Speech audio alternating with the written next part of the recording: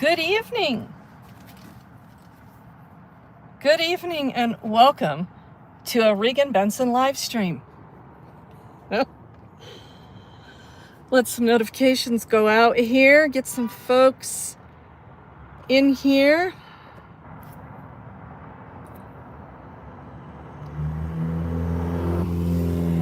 I hope this Wednesday finds you well and in the mood for a Regan Benson live stream from Denver Police District 3. Bohica, what's happening? Hey Nick, how's it going? Good. We got notifications going out like they're supposed to. That's good. Bokamo in the house.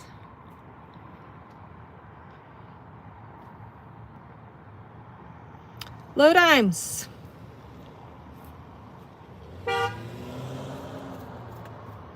It's serious traffic over here. You need to GTFO so these cars can continue to go 90 miles an hour in front of this police station where all of the most respected city officials reside. Denver PD District 3.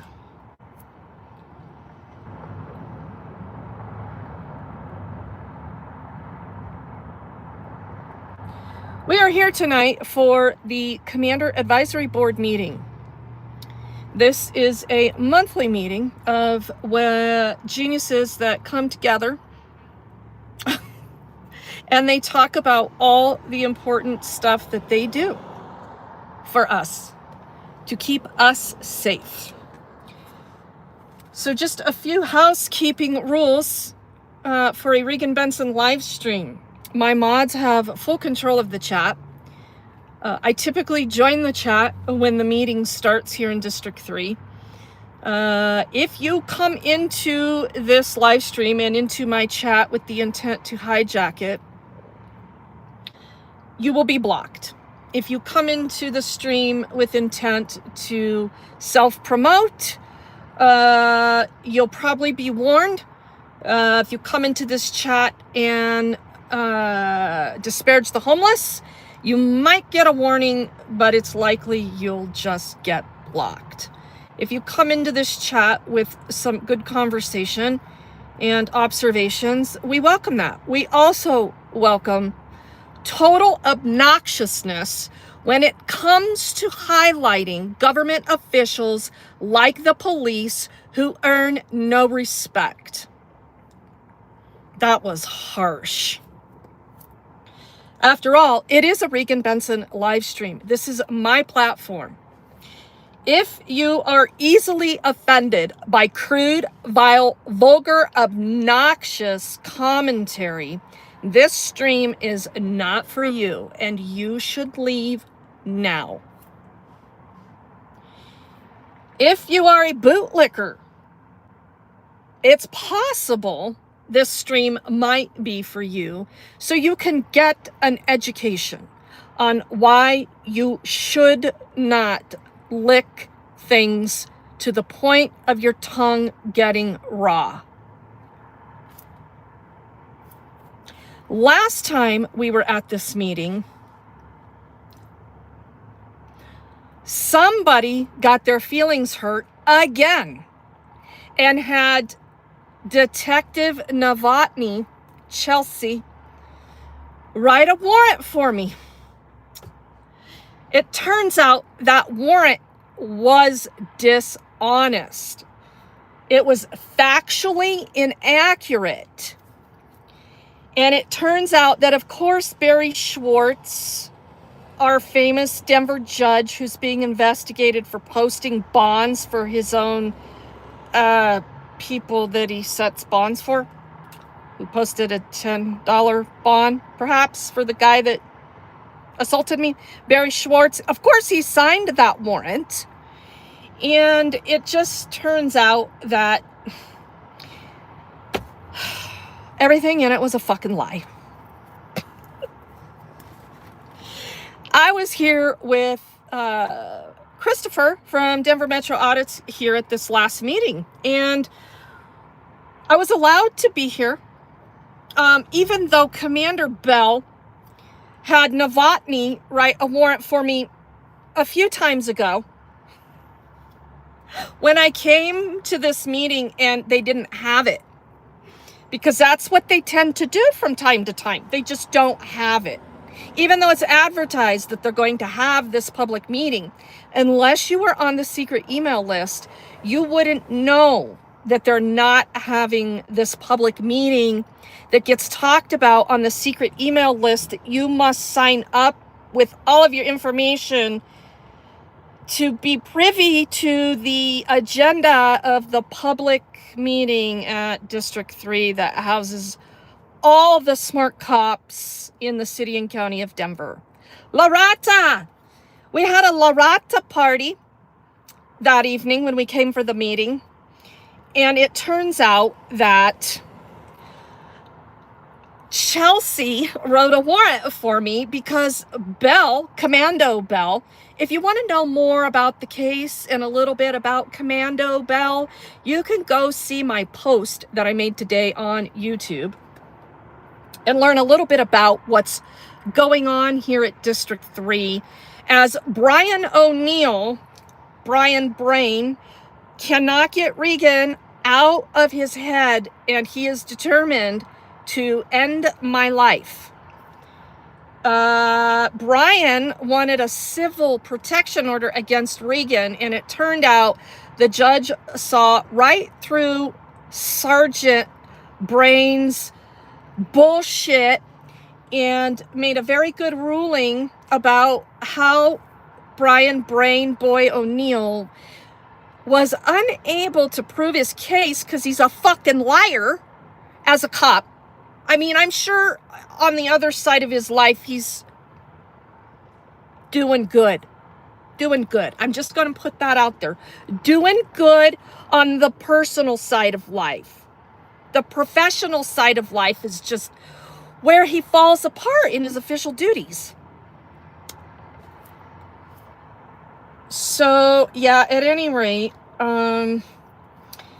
Brian convinced Chelsea, or vice versa, I'm not quite sure how that worked, that I had violated the temporary civil protection order that was in the process of being heard for permanent status when I came to the meeting last time, because I said to Denver Metro Audits when the meeting was over, oh, and then I stayed too long. I was here in the building too long, and I wrote some messaging on the public message board in the lobby. Apparently I wasn't allowed to do all that, even though I was. But Chelsea and Brian decided that I had broken the law and violated this protection order. So they issued another warrant for me. And of course, Barry signed it. But at any rate, when we were here at the last meeting, Denver Metro Audits and I, it was getting over. And we were having conversations, Denver Metro Audits and I, at the end of the meeting. And he said, I want to go ask Commander Bell a question. And so I said, okay. And I started to look around because I needed to know where Brain Boy O'Neill was in the room, because I had to stay 10 feet away from him. And I said to Christopher, I said, where's Brian O'Neill? And he kind of laughed and was gathering his equipment and blah, blah, blah. And I'm talking to myself, and I make reference to him probably hiding outside in the bushes. And then Christopher picked up his camera, and I said, okay, well, let's go find him. So Brain Boy testified under oath at the permanent protection order hearing that I was outside in the bushes looking for Brain Boy O'Neill. Now, he didn't say it exactly like that. What he did do was put my attorney on notice that he was going to say that. And so, my attorney, you just cannot make this stuff up. I'm not even kidding. So my attorney was all like, Hey girl, were you out in the bushes in the dark at District 3 looking for Brian O'Neill? I was all like, what? Me? In the bushes? This shit is just, it's so stupid. You have got to make fun of it. The guy really thinks he's that important. At any rate, look who's here tonight. It's that youngster from the Real Constitutional Upholder channel, Luis. How cool is that? He's coming to a District 3 meeting with me. I have the honor of having the Real Constitutional Upholder in my presence and in the presence of the police in the police station. Now, disclaimer, we do not make threats on this channel. We do not make physical threats. We do talk about vulgar and vile shit like pig roasts and guillotines and stuff like that. We never make threats of violence, just to be clear. Sometimes this channel's super sarcastic, and it's just the way the ball rolls. So let's go inside and get a seat at this meeting, because we like to be in the front row.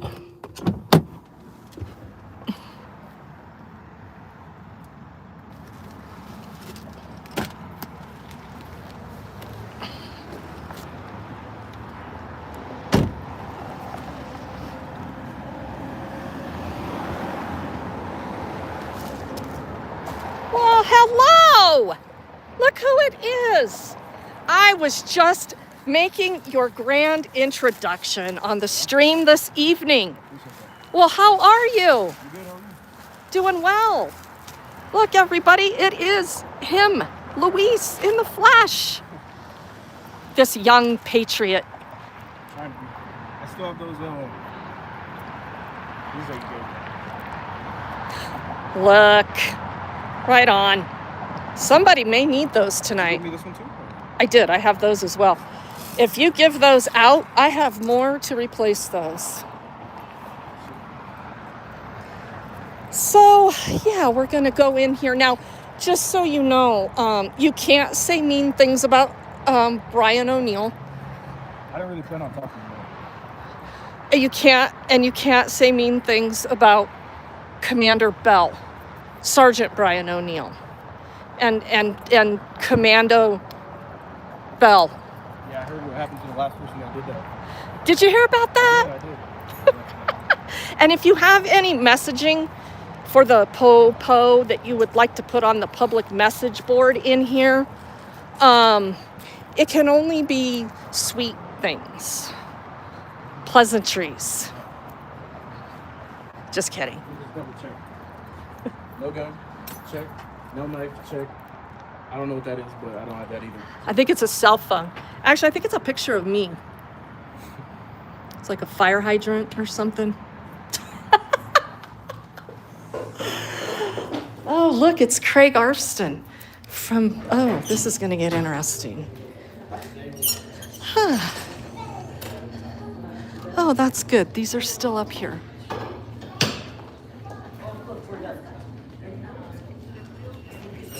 So there's mine, and there's Denver Metro Audits. Yeah.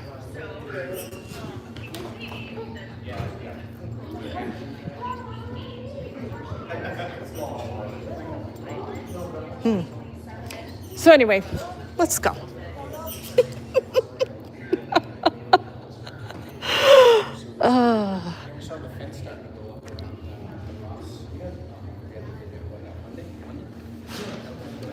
Oh, the front row is waiting for us.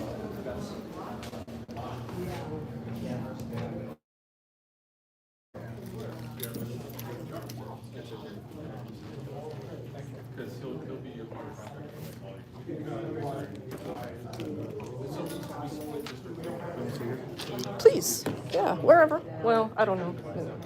You want to sit here? Yeah. That's fine. Not a problem. So here we are. The meeting starts at 6 o'clock. You're looking rather dapper this evening. Yes. Yes. Patriotic.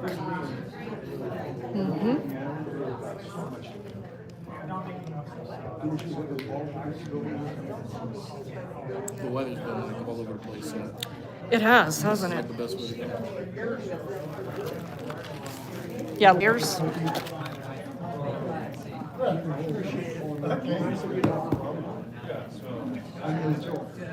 So, interestingly,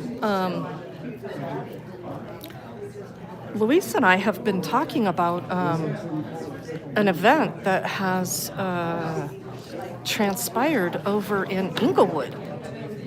And we're finding this all pretty interesting, aren't we? It's always interesting dealing with these things. It's always interesting in dealing with these type of people. What's a type of person? You know, the ones that wear the little shiny thing. Tyrannical. Yeah. The ones that have power that we gave them that they abuse. Abuse their power. So, oh hey, how's it going? Good. Did you? So where was that RV? I don't know. I texted her and asked, but I haven't heard back yet. That's really interesting. You have not met Amy. This is I've seen Louise, you, Louise. a real constitutional upholder. Yeah. So I don't know. I don't know where. I'm it was. assuming not in District I'm 3? guessing it was District 3, but isn't that something? Government steals your property and then government pays to buy it back for you. Isn't that? I'm really excited to hear more. But they did their intake today. They? It's all in Mile High site. So at least They? she's indoors. You know, she just really equates being at one of those hotel shelters to being in prison. So I had to have a long talk with her just around food. Because it just feels very prison-like to her. Which I gotta respect that. Yeah, I'm understandable. Not sure which, let me see if she said which one.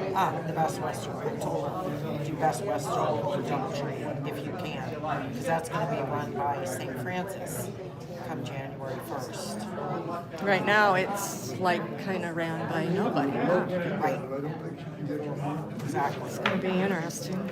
But I'm Foreseeable not future. wishing anybody into the Doubletree because I'm really concerned how that one organization out of California is going to. Urban Alchemy. Yeah. You did see who was sitting out by the front door. I did. Imagine that. Must be a. Convergence of the. Oh, are you streaming too? No. Oh, I was going to say. I need to. I need to start streaming. Yeah, so I don't know. What a fight. What a fight that's been for Stephanie. Well, District 3 made it 10 times worse. They made it something it didn't need to be. So, Did you watch City Council Monday night? I did not. Man, I've been was that reading. some intense shit. Yeah. Well, everybody should be happy now all these tax increases passed. It's going to fix everything. That's what Johnston said. So, He also said that we don't have any issues now. Jax was, killer was caught by clock. So, Yeah. I mean, And then he also said that that cop that was shot at the motel. Did you read that Denverite story today? yeah. Yeah, some more lies that Johnston and his army tell for messaging. I mean, that did go down that way. It's just that he had several of the facts wrong. An No, anti-immigrant. I remember seeing the body cam footage off of it. I Yeah, remember seeing the video from it. right. So, Yeah, he was. I guess, yeah, you could call that an ambush. Fair enough. yeah. But Hey, Craig. oh, you're on a first name basis. Huh? Oh shit! How nice. So, anyhow, all right, well, better grab my seat in the back. Santa Claus back there peeping out. Is O'Neill back there? Is Sergeant O'Neill back there? I don't see him yet. But Santa Claus we talked to this last time. Sandoval is out there. I'm assuming Commando Bell's probably not running this meeting tonight. Do you think I'm assuming correctly? Last month he came in right at the Made his grand entrance. Yes, he said, "I'm here. Look at me." Yes. Alright. Well, what's the topic tonight, do you know? I'm not on the secret email list, so I wouldn't know.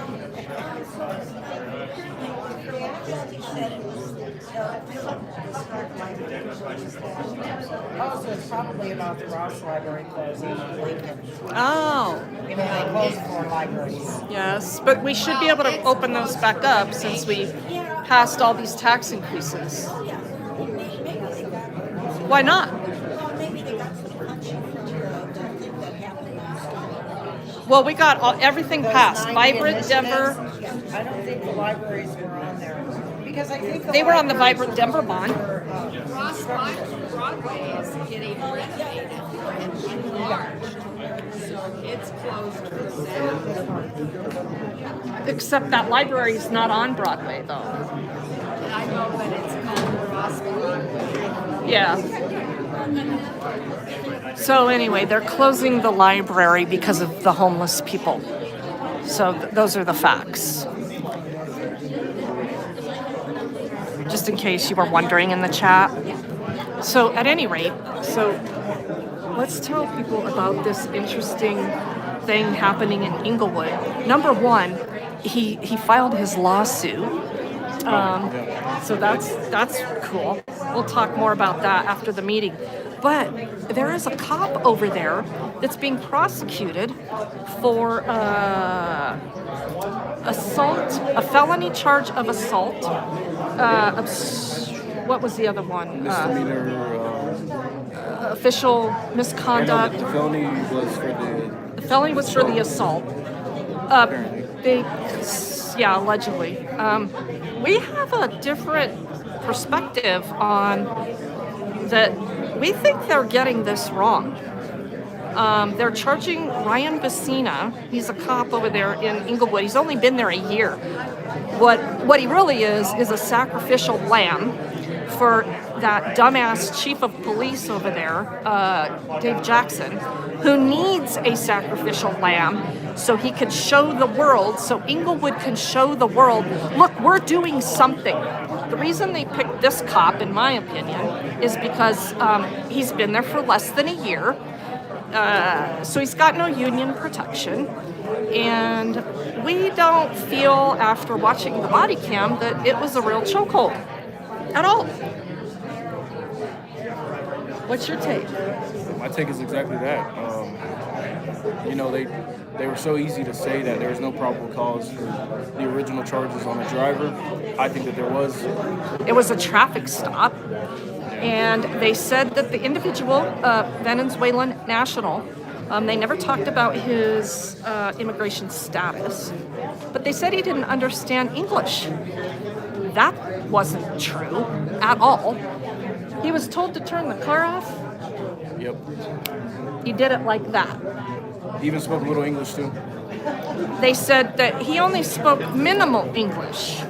I think he did, but when he was telling him to do things like his commands, he was saying why. Like he was fighting verbally with the cop. So He wasn't complying with the traffic stop, which you gotta comply with traffic stops. There's a lot of case law around it. You just got to. I mean, you don't have to do anything. You don't have to do anything. But you're asking for physical force if you're not going to cooperate with the traffic stop. And that's exactly what happened. Oh, Belle is here. Here we go. We're going to start the meeting. All right, if we could start, please.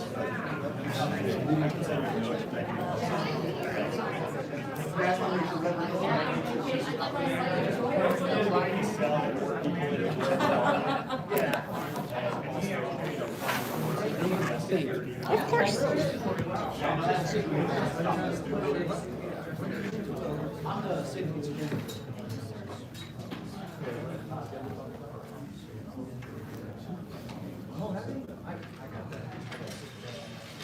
All right, welcome to the November CAB.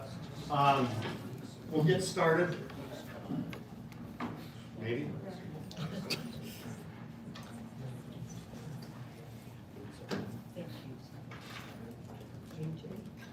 All right, Adrian. Needs a new battery. Need to take the batteries out, right?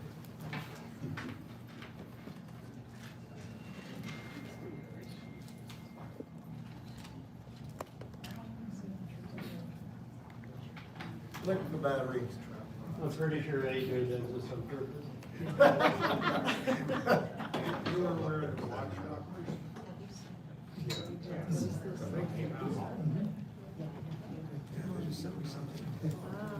All right, our guest speaker is our great partner, the Denver Public Library, and they have some changes and announcements this year, so I'll let them get right to it. Thanks, everybody. Hey guys, my name is Jonathan Bolifer. I'm the Safety and Security Manager for Denver Public Libraries. I really appreciate you guys letting us come out today and have a discussion with you. We wanted to talk a little bit about what we're doing at the library for, not only the community, but safety and security around our culture and the library itself. And then also talk to you a little bit about the, I'm sorry, Tony, what was the language? The Bond renovations? Yeah, the bond renovations, as well as making sure we're talking about some of the closures that are going on in this district for the libraries and the renovations that are happening with those as well. So I just wanted to come up and introduce myself. A lot of you I have not met. So just wanted to have that discussion with you guys real quick. We are pulling 4 libraries offline for renovations, and that'll start happening in the next few months. We're seeing Ross Broadway go down currently, and then there's a few others that Tony will talk about a little bit more in depth.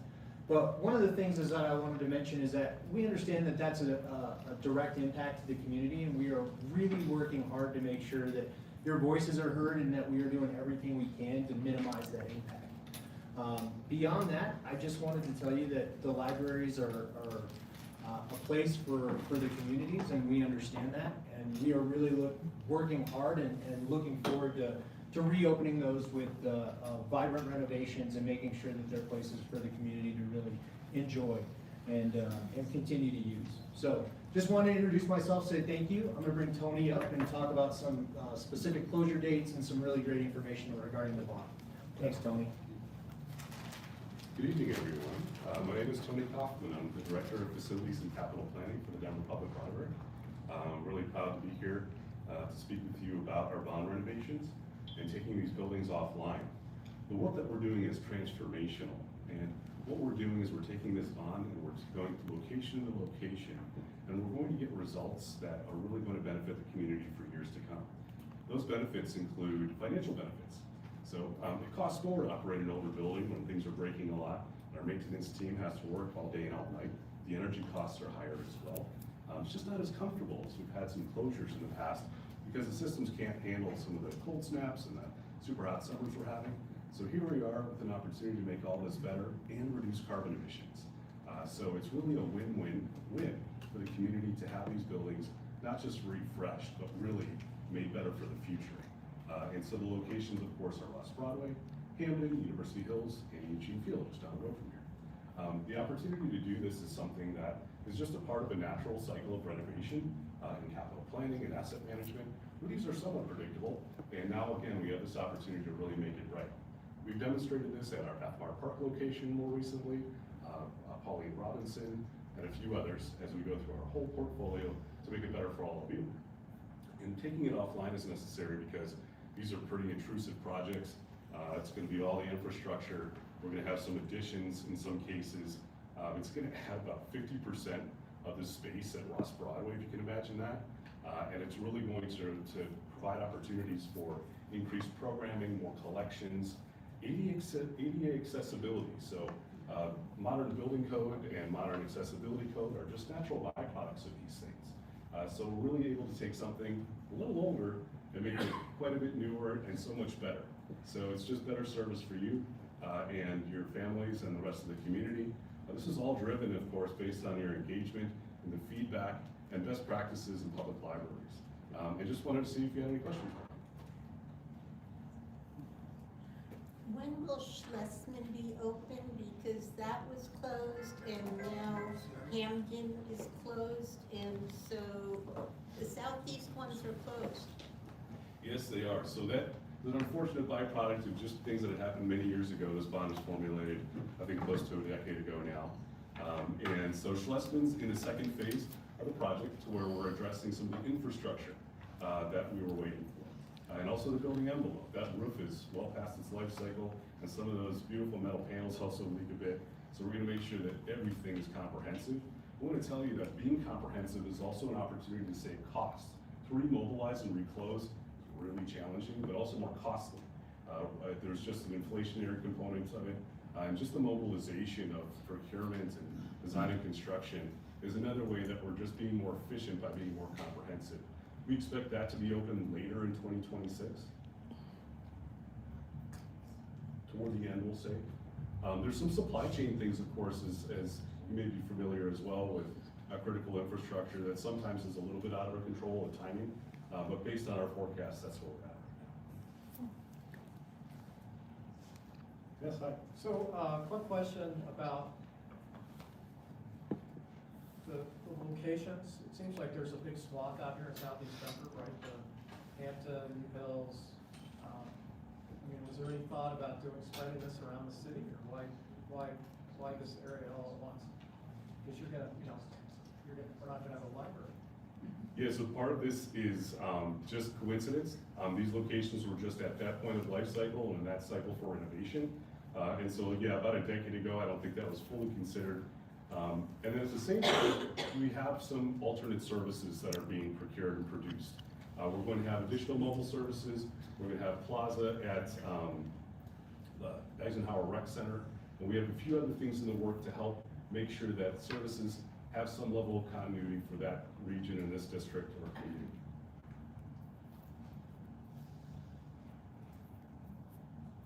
So I missed the fourth location. U Hills, Ross, Hampton, and which was the fourth one? Eugene Field, Eugene Field. Where is that one? just up the street here in University. Oh, yeah, that one's correct. Thank you.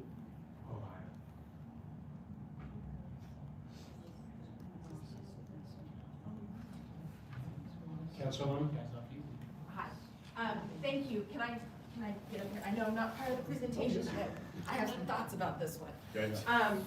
So I appreciate you coming and talking about the library and some of the closures. I will tell you, huge impact, and it really hurts my heart. So we've been in constant contact. I know you guys have been hearing from me a lot, so we're moving forward with what we've got right now. So Hampton Library is already closed. Ross closes at the end of this year. The library has been working for, like you said, for those alternative locations, possibly a mobile van or Oh, for sure. something, Yes. or something like that. And I think that those are still being worked out. But in the meantime, and Kathy is here from my office as well, we've really been thinking about what does that mean for people's access locally. With the library system that we have, if you have a Denver Public Library, you can still go into any library throughout Denver, but you can also go into the Eloise May Library over off of, what is that, Parker Road? Parker in Florida. Florida, yeah, Parker Road in Florida. You can still go in, if you have your library card, they will serve you and you can print and do the things that you need. For those that live, you can still go to Coble Library, which is further south. And so our neighboring what would you call them, districts or our neighboring cities, we do also have access to those libraries. In addition, I think we have, did you say how long the libraries are gonna be closed? For the better part of a year heading into 2027, Okay, depending on the location. Some of them are a little bit larger and have larger scopes. I mentioned Broadway's gonna really double its size effectively. yeah. And so there are expanded hours at Virginia Village, 7 days a week now? Yes, at Virginia Village. I actually have a list if I can read it off. Is that all right? Yeah, if you could. Okay, sure. So let's see.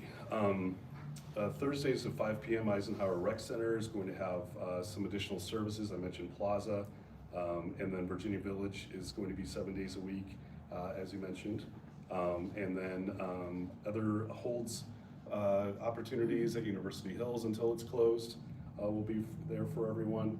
And let's see, Arabic Story Time will be moved to the Virginia Village branch. Digital Inclusion will be held at the DHA unit near Hamden. The food box pickup will be moved to Virginia Village. Services has started at the Tamarack Shelter, providing outreach programming for residents. Let's see, additional outreach and mobile services. So we have a few vehicles and we're actually adding some and adding stops. And that group is going to be servicing the Tamarack Shelter, Claremont Park Senior Living, Syracuse Plaza, working on additional purchases I mentioned, doing extendable services, Windsor Gardens, Shoemaker School, Hamilton Mills School, Jewish Family Services, Food Pantry, Hampton Heights Park. Yes, and our other locations, of course, Central Library is open 7 days a week now, and many others have extended hours. So thank you for doing that list. Is that a list that is that online, or is that one that you can share, and then myself and Councilman Cashman and Sawyer can probably get that information out as well? Yes, the things that are up and running and formally in place, should be published and publicized already on our website. And then yes, we can share those updates, and we have more things in the works as well. We're listening and we understand how vital these services are, and that's what we do for everyone. And so we're doing everything we can to fill that gap of service. In the meantime, as we go ahead and transform these buildings for you. Yeah. So I would also add, very cool renovations are gonna happen. And we have art projects that are gonna be tied to it. It's just, we're gonna have to deal with having some closures right now, and that's a challenge. I'm sorry. Yeah, Diane, on your council members, I think they should have let you know exactly what's coming on, because she sends out a notice, and I'm sure the other council do, to a lot of the people in her area, and it's good information. I think this would be great because you can send it out to the adults. They can tell their kids and such what's really going on. I think that's really necessary. It sounded like there really wasn't something fast going on. That's why she asked you. She needs it, but she is good. She really disseminates a lot of knowledge, and it's for all of the community. So thank you, and I hope the rest of your community or your council gets enough data to send it out and educate us. Yeah, no, I appreciate that. And yeah, more than willing to send it out. The other thing that I'm also encouraging, and I think you said it as well, if you haven't signed up, sign up for Libby. And can you talk a little bit more about what Libby is? Because that's also a great way to access the library resources in this time. That's our digital collection? Yeah. Yep. I use it all the time. Yeah, so our website has all sorts of resources to share with you and other materials. And the interlibrary loan process, the ability to ask for something to be delivered to another location. My team actually runs 2 shifts a day, 6 days a week, to make sure that it's more convenient for you, more accessible, and we can get whatever book or material you're looking for wherever it's convenient.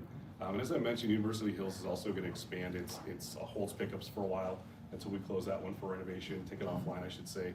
But yeah, our digital access is something that's there for you as part of your library card. And then, yeah, there's other resources as well. Yeah. And then we can, and I will send it out in our newsletter as well, but Libby's a great, does anybody use Libby in here?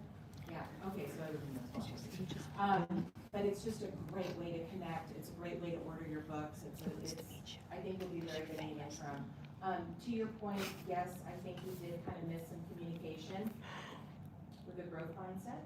We are gonna move forward from where we are, and we're gonna be solution oriented moving forward, so I just appreciate that. And thank you for, didn't need to jump in on. Oh, no, thanks for your support I'm with just, I'm a little everything. passionate about this one. Yeah, me too. Thank you. Yeah. I also encourage everyone to explore and visit some other locations. Each building is so unique and the community is so unique, so it's just an opportunity to get to know some of these other locations.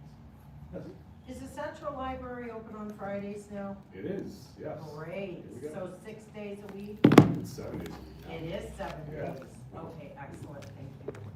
Biggest public library between Chicago and LA, 540,000 square feet. It's our flagship, and it's really something special, the Western History Collection. You should check out our new Parkview space as well. The work they did is incredible, and there's just so much to do. Well, thank you. Appreciate you joining us.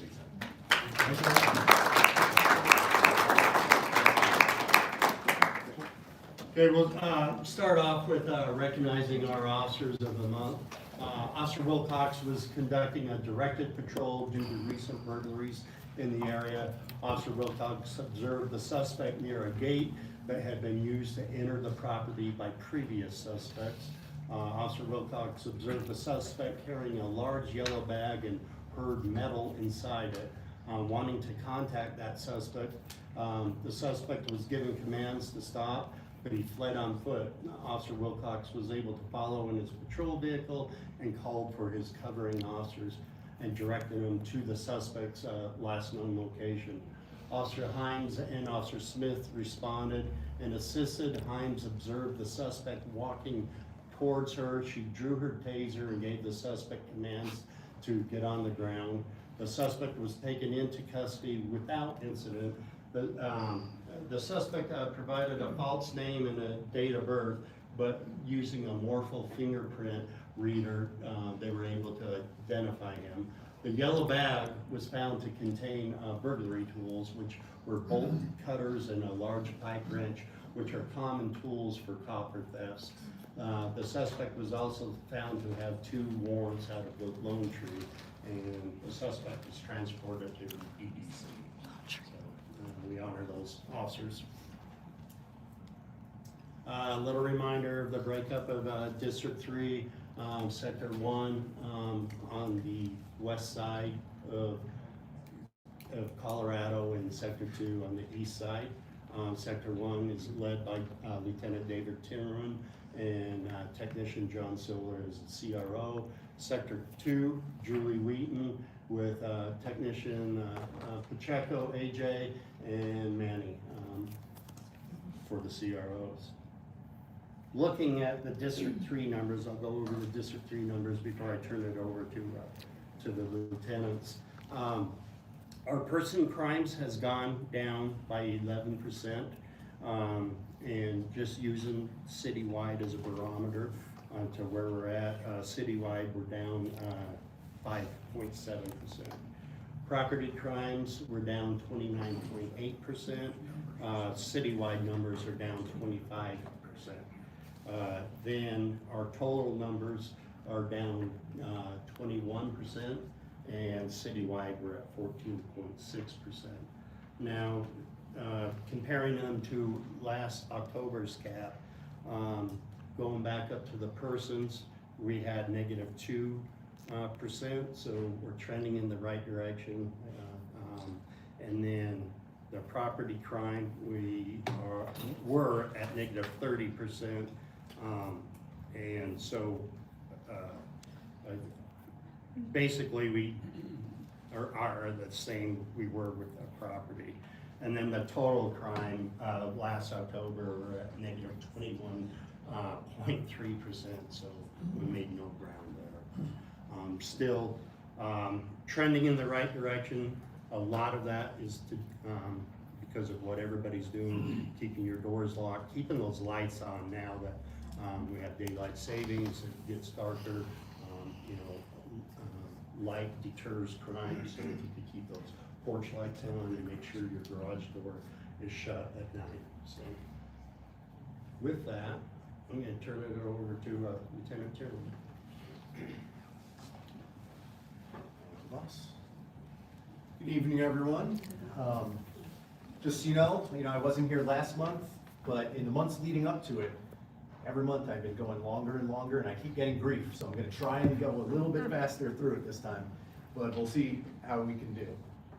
So, here are the numbers for Sector 1, leading up year to date. Everything is looking great pretty much across the board. Person crimes are down everywhere. Property crimes, the only place it's up a little bit is in 314, which is almost even from years past. I'll go over it just because I know I'm gonna end up getting questioned. Person crime, person's a victim of it, an assault, a robbery, something of that nature. Property crime, your house was burglarized, your car was broken into, property was the victim of it. Public crime, this is why I always go over it, people always ask about that. It's not necessarily a specific person's the victim, the state's the victim, or maybe it's proactive police work. So when those numbers go up, it's not necessarily a bad thing. Could just mean the cops are out there, they have extra time and they're able to do more proactive work and be a little productive. Overall, everything's looking great. So this number down here, the only one that's a little bit up, that is primarily, and actually I'll go for both of them. Persons, simple assaults we talk about a lot of difficulties we have out here in the district. If we took just simple assaults out of there, these numbers would be drastically lower. It's something we still struggle with, but like I said, we talk about that all the time. Property crime is primarily the larceny that's hurting us out here in District 3. And even though you're seeing these down 20%, larceny is still the thing that's contributing mostly to that. So in 14, the reason why that's even is because we have had issues along Colorado Boulevard with larceny and shoplifting in some of the stores. We've done a lot of work with them, and Christy, she's not here tonight, has been helping us out, the CROs, and we're starting a new business watch down there in the area that we're getting hit the worst. So I believe next week is our first meeting, so we're gonna see what we can do to try and drive those numbers down more. So that way everything is looking great. Beyond that, I'm just gonna give you some updates. Cherry Creek North, I know there are a few people in here that are very interested in the goings on in that area. So over the summer, we were getting hit bad by a specific individual in mainly apartment complexes breaking into vehicles. It took us a little while. We were finally able to identify the suspect, put information out in the media. As soon as we did that, we had information that that individual fled the state and went elsewhere. About a month ago, came back, was hitting us again. And I was told today that, I believe it was last night or the night before, we finally were able to arrest him. So we have him in custody. It was a great job for the officers. Now the detective is gonna, if you're arrested for one of those types of incidents, it's a very low level crime because it's not a lot of money lost.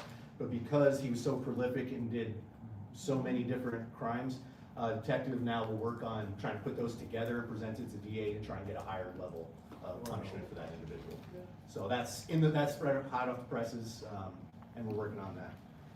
Also, last year we had those watch robberies that we talked about quite a bit. I know it hit the media a lot of people are concerned about it. For those of you who don't know, in Cherry Creek North, we had a couple individuals that were targeting people that had high-end watches. They were following them and robbing them at gunpoint. So it took a while. Again, the detective did a great job identifying both those suspects, and we did get one in custody last year, but the other one fled the state as well. And I was just told this morning that that individual was arrested in Detroit. So we do have that individual that we can hold accountable as well. And then the last follow-up, 2 meetings ago, the last one I was here for, we had the people from La Paz up here to discuss what's going on in that community. And they mentioned, and then I mentioned about how we were trying to set up a meeting where we could go out and meet with the community and kind of try and build the trust a little bit more between La Paz, the community, and the police department. And I will say, finally, we were able to work on our schedules and get it together. And last week, some of our officers, our CROs, Manny went out there, and John, and as well as Kate, who many of you know, used to be one of our CROs, now she's a detective. Christy went out, and then we also brought our clinician, Heather, because we were getting a lot of questions from La Paz about the department's approach to mental health and different services we have. So we were able to get that team together and go out there. It was a little tense at first, but by the time they left, everybody was a lot more relaxed. We had residents coming up and talking to the cops in a more relaxed manner. Unfortunately, I got pulled away to things at the station that I had to address, so I didn't get to go out there, but I was told it went great. So I think I kept it brief enough, I'm not sure, but if anyone has any questions, I can answer a couple, but then afterwards, feel free to come to me, I'll be on up here after. So is there a regular schedule for the police to be over at La Paz? And There's when not a would, regular schedule, but we are planning, the people at La Paz asked us if we kind of do it more than once. They want to do it multiple, but we don't have a specific schedule. the residents are asking for it or the staff is asking for it? Well, I wasn't there, so I don't know the interaction with the residents. I know the staff was wanting us to come in, but they keep in regular contact with the residents. And the reason why it took so long to go in there is because they wanted to make sure the residents were comfortable with it, and because they didn't want to introduce us into an area where they didn't want us there. So they did a survey and questionnaire with the residents to ask about different things they'd like to talk about, if they would like us in there. That's why it took months to make sure that we were being Can you reveal mindful. anything from that survey? I don't remember the exact details of it, but it talked about what kind of questions they might want to ask, maybe if they were comfortable with us being there in uniform. I don't remember the exact details of it because it was a little while ago they sent it to us, but and it was mostly on their end. We allowed them to ask whatever it is they wanted of their people and just let us know what they were comfortable with. Thank you. Of course. All right. If there's nothing else, I'll pass it on to my counterparts. Thank you.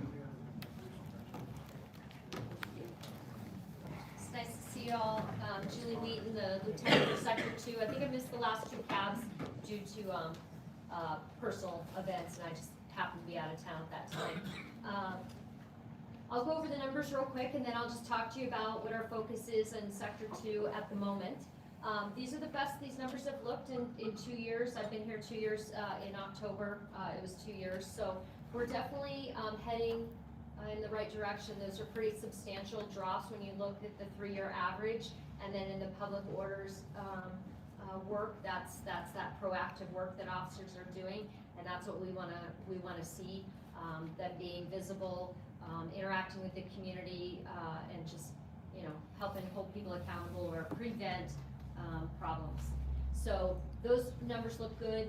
As far as our focus, we've had a couple challenges over the last few months. The newest challenge was a meetup that was developing at I-25 and Hampton in that parking lot where the Bagel Deli is. Lieutenant Sandoval and I have been working together. Live it fell on Lieutenant Sandoval's shift because it was later in the evenings. And it was consistently Friday, Saturday, and Sunday nights. Troy put a lot of resources out there. That strip mall management and the businesses hired off duty for a time, and that definitely lessened those events. Did not remove them completely. We're seeing it now on Saturday nights still. So we continue to go out there. We send our resources when we can, and then of course we're very cognizant of radio calls there. When Troy and I talked about what it's looked like in the last few weeks, he had one large fight on Saturday night. It did come out as a stabbing. There was no stabbing, but it was a large fight.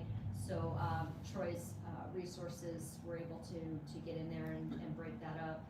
The other challenge that we've been dealing with all summer is Bible Park, and we have toggled between I've gotten emails that's so much better to no, it's not, it's terrible again. So we continue to talk to parks. We've had some officers tow some cars, write some tickets, try to get out there in a quick manner when people are calling. We just want you guys to notify us so that we know what's going on. So we'll continue to address that. I'm definitely hoping that the weather as it cools down will help us.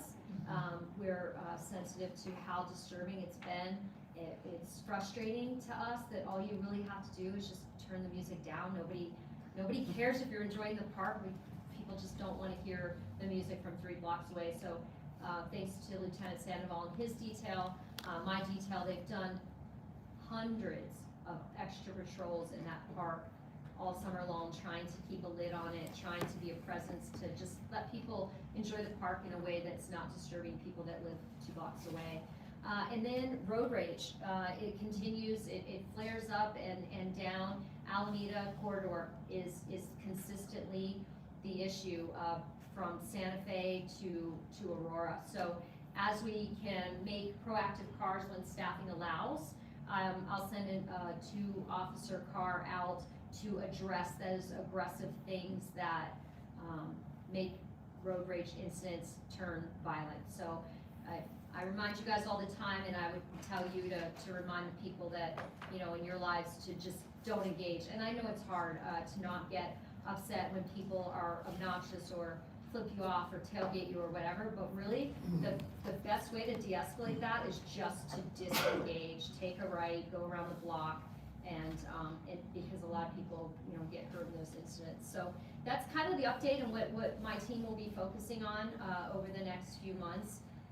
Is there anything y'all would like to talk about as far as Sector 2? Yes, ma'am. Hi, our office has gotten alternative calls when things are quiet at 50 in the Bagel Deli parking lot. I live in Oneida. Okay, and I don't know if you've heard of that, but I can tell when you don't get complaints from the other ones that something happened there because there's a parking lot. Okay. I think we talked to you guys about it's a private property, parking lot's a medical building, and across the street are apartments. It's in this little cul-de-sac that kind of Island dead ends and Oneida dead ends. I don't think I just don't know if we continue calling on that private property. The light doesn't work, but nobody will claim ownership of the light. So we've been kind of going round and round. You know, Kathy, let me talk to the CROs, and because that's where those CROs come in really handy. They'll go contact the business owners when it's private lots and speak to them about what they're seeing, because they'll know. And I do think that, I think Commander and I talked about it a few times this summer, that we could almost, we moved them out of one place and they went to another, and we just have to stay consistent until they find a place other than District 3. That's our goal. But, that's what Commander has tasked me with, so I'm on it. Anyways, we have seen the movement of gathering and stuff like that. So we kind of pushed them out of Bible Park, and that got quieter, and we're like, oh, heck yeah. And before I know it, we got I-25 out at Hampton, and it is off the charts. And then they were over across the street. And then, of course, we also have the additional road racing situation that has been going on for years, right? And we have a task force that religiously every week does an operation to address it. And it's not just Denver, it's Aurora, it's all over the metro area. We've all seen it because we all live here, how it has just gotten kind of crazy. So I don't think that's the same problem, but that's absolutely an issue in this southeast part of Denver sometimes.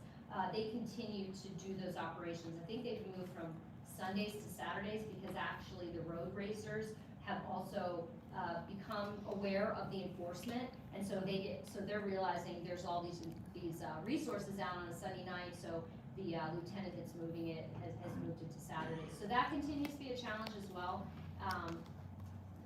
And we'll just keep addressing it. So I'll get with you afterwards and give that to Manny and see what he can figure out. Yes, sir.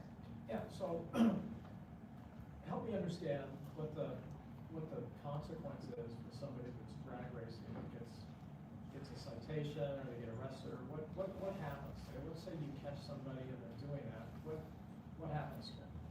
What's the charge? Is there a charge? I mean, yeah, there's a lot. It depends on what the officers catch them doing. There's charges of road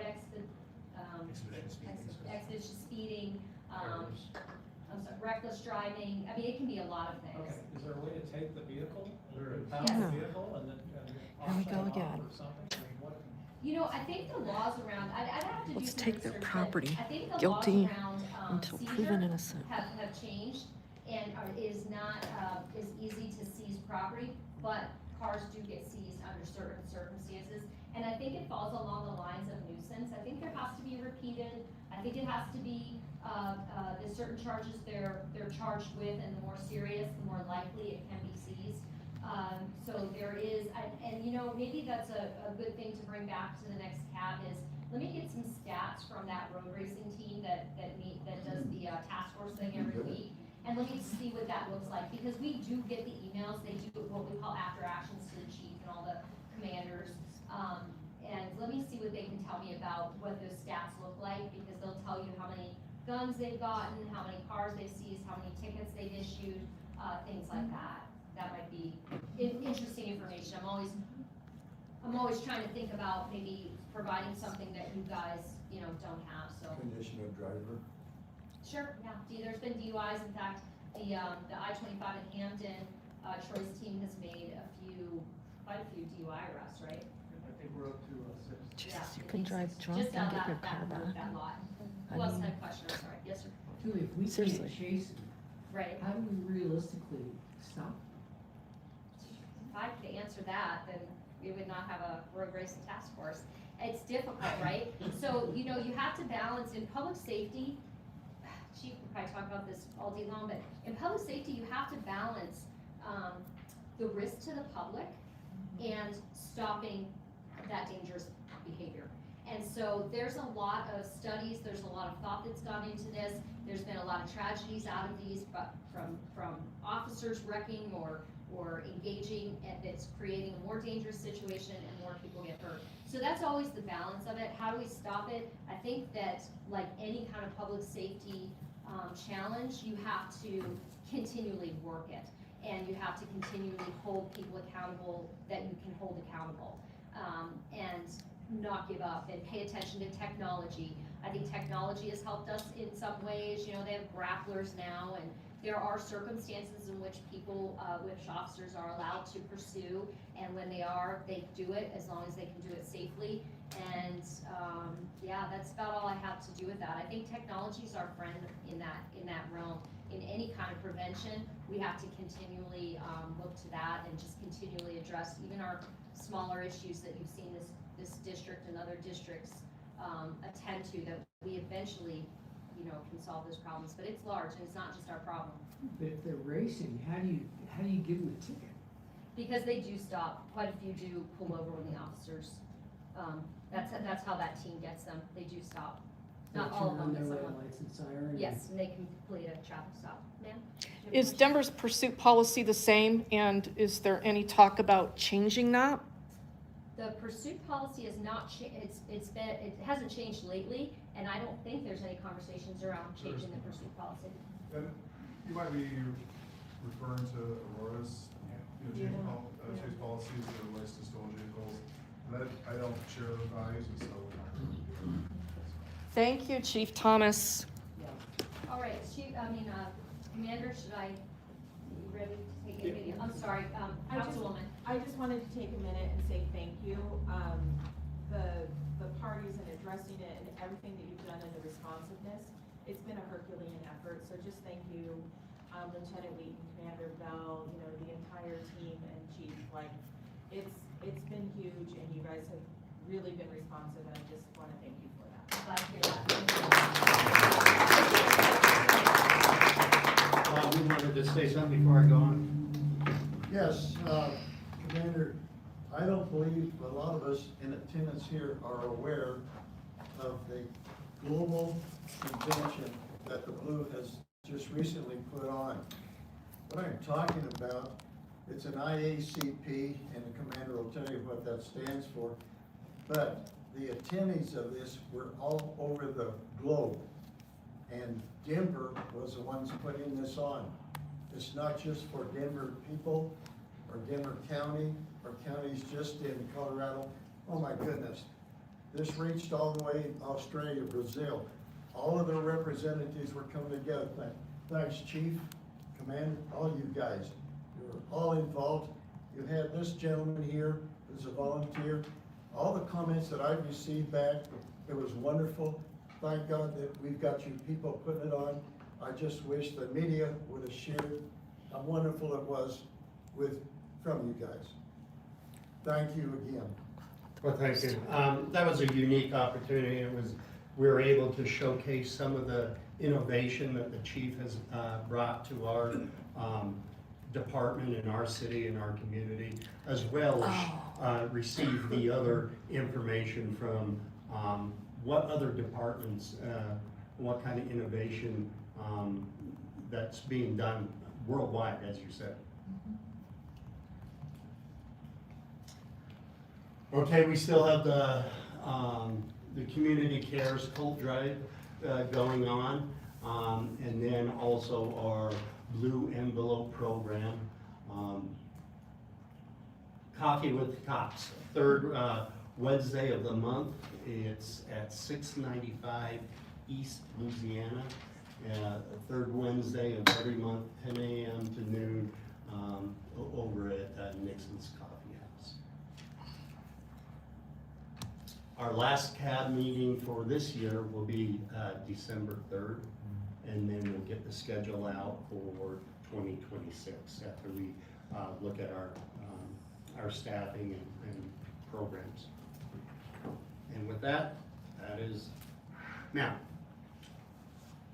I'd like to say, since I was part of, sorry, I'm just getting my voice back. Now it's gone. Since I was recently a victim of some theft, I can only say I love Flock. I love it for that. I watched it happen. I watched me being part of it. I saw how it took care of my property. And I think until you're actually that victim and you see how fast everything's progressed, you're able to find them, they've been summoned, we'll go to court whether they show, but sitting here and talking about it and thinking you're losing some of your Fourth Amendment rights and everything else, my phone's probably pinging, everyone's, I mean, we're all tracked all the time. So just being part of Flock, I can only say I love it to death, I will support it. It saved me as much as I could possibly ever get back from it, but. Well, I like hearing that first-hand account. I also support the Flock system. I understand there are some privacy issues. The chief and his staff has built in some safeguards, so it is not abused. There's also privacy issues with just our normal computer system, NCIC, CCIC, people looking up addresses and running license plates when it's not official use, official business, and we built in safeguards for that as well. Regan. Can you talk to us about the safeguards you've built in with the drones that you're using with Flock as well?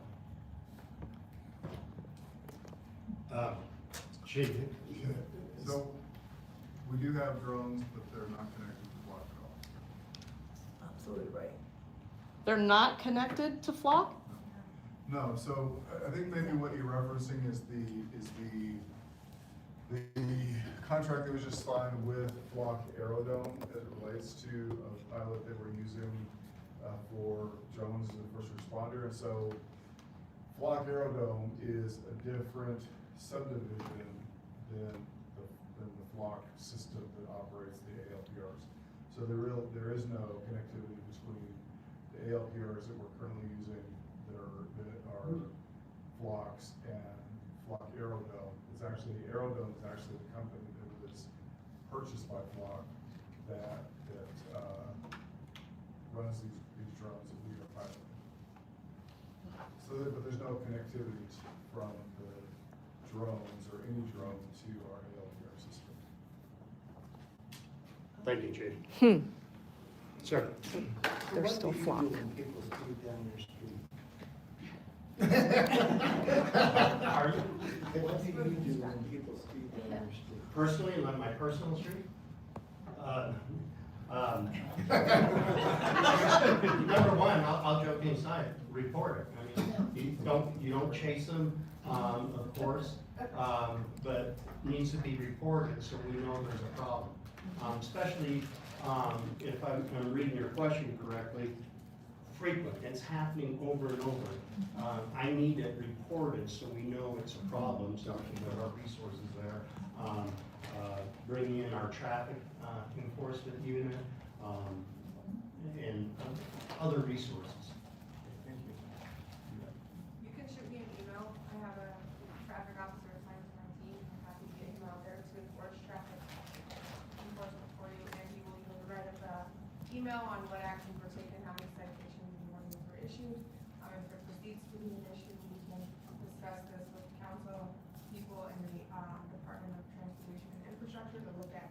doing a survey to see if there's something that can be done.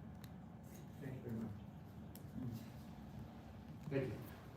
Now, Is there such a thing, and it's weird, I saw this on Facebook last night, is there such a thing as a certain profile of people who are doing the speeding and road rage? no, you know, there's not a profile of certain people doing it. It's mostly younger people. Some of them have the hot rod cars that you see. They're souped up and loud pipes. Some not, right? Some are just taking mom and dad's car out or their vehicle. And so we're not profiling a certain group of people. We try to identify them through social media because a lot of them use social media to plan these events and meet up. So that's how we're identifying. I see a lot of Dodge Challengers. Dodge Challengers? Every time I swear I do the Challenger. I just want to applaud all you guys in blue and stay safe for us. Thank you for everything that you do. I appreciate it. Well, thank you, and we'll see you all December 3rd. Well, thank you.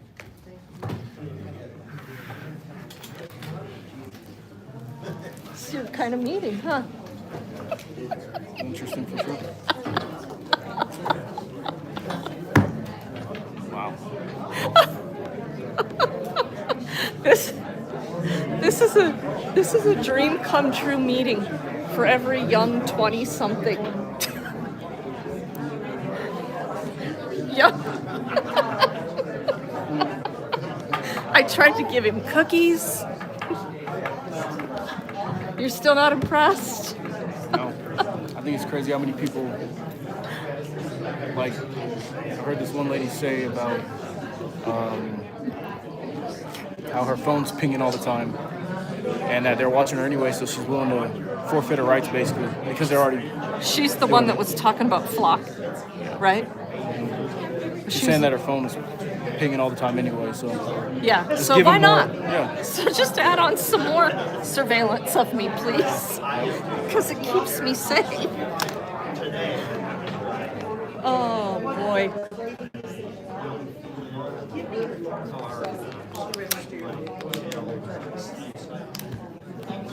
Well, so anyway,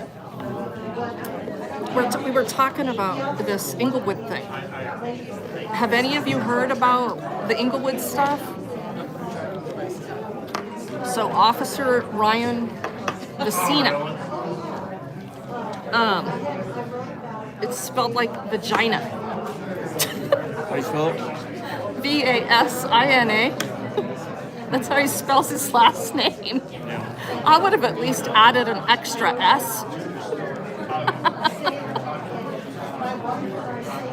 So anyway, this cop over in Inglewood, there's some body cam footage of it. And we don't think, well, I don't know. You still feel the same way today? Have you given it any more thought on the charges that they're trying to charge this cop with? I think the strangulation is a little... I feel like that's like a stretch, you know? I don't feel like it was... I like you keeping them on their toes. Do you? Well, thank you. I appreciate hearing that. Probably some of them may not like it. But Oh, I don't think they do at all. appreciate it. They're very nice when it's good. Thank you. Questions are important.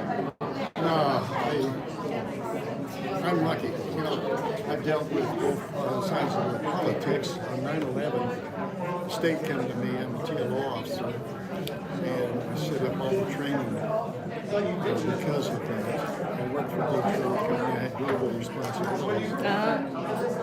And who's ever your governor, and under the guidance of state patrols, they came to me and I'm a consultant to set up a whole program for us. What's up, Bokomo? Denver give us the top people. We're training the FBI, CBA, police, fire departments, air bases, all of it in this program because of 9/11. And one of the easiest things that we did, we've been down at Union train station. Oh. A lot of tracks. Yeah. They used to store flammables explosives there, just because we were thinking. I appreciate that. That we're exempt from everything like that happened. And it's bad to be that way. We need to be more sensitive what's going on through the world and everything we're doing and such. It's like, we can't keep out of something like this that can happen. You know, some of your small cities have towers with water, no security around them, 5 drops, we got 400 deaths. You know, so the program is still, we've got a catalog like this. All of them carry guns except me. Of course, I'm sort of over the hill now, but they still got me active. I'm 87. Well, I think you should still carry a gun. No. Well, I used to shoot for Jefferson County in competition, so I could probably outshoot some of them. Maybe not all of them. But no, my hat's off to those that sacrifice for our safety, the fire departments. I mean, it's amazing. Yeah, I think the fire department has probably done more for me than any cop ever has. I will admit that. It's good. I wrote the guidelines for the fireboats up at Grand Lake, and that's it. They got 35 volunteers. 100% of them are trained in underwater recovery. Well, Grand Lake. Do you have a place up there? Oh. So I've been up there a lot and such. Oh, nice. I've sort of been everywhere throughout the world too. I got these friends. I don't know how the hell they thought of using me and say, well, you'll be our consultant. Holy cow. That's cool. But it's huge. If I had a place at up in Grand Lake, I would be living there. I can cook my breakfast and watch my fishing at the same time. Yeah. I'm on Shallow Mountain. What are you doing down here? I know it. It's getting cold. My wife doesn't like it up there when it gets that cold. Really? Yeah, it'll get 45 below zero. So dadgum. That's what a fire's for. I'll bet it's beautiful, even in the winter. Yeah. Right at our place, we have Russo coming around. Let's see, Brett, he's the sheriff up there, is the one that making sure that he dealt with the Denver police and such. See, up there we also have a whole week of the Constitution. Well, I was just going to say, that's my favorite time to go to Grand Lake is Constitution Week. Constitution Day. I've been there. Yeah, absolutely. Have you seen me? Probably. I'm sure I have. Now, like this the last 2 years, I've been in the parade, driving the go-kart with George Washington, wig on and all that dadgum stuff. Cool. I'm MC on a lot of it. Of course, I sort of get involved with Colorado for security and everything with the guys too. Sure, the logistics But of it all. I'm glad you come up there. Oh, I'm very If you would like, if into. you'd like to really do it, you want to be a part of a volunteer. Maybe. I like to participate in that That's more what than sounds volunteer. Yeah. Let me give you a phone number. Okay. I'll put it in my phone. Yeah. And you say, oh, you meant Bob Mitchell, that old dog. Go. Lucky me. Can you...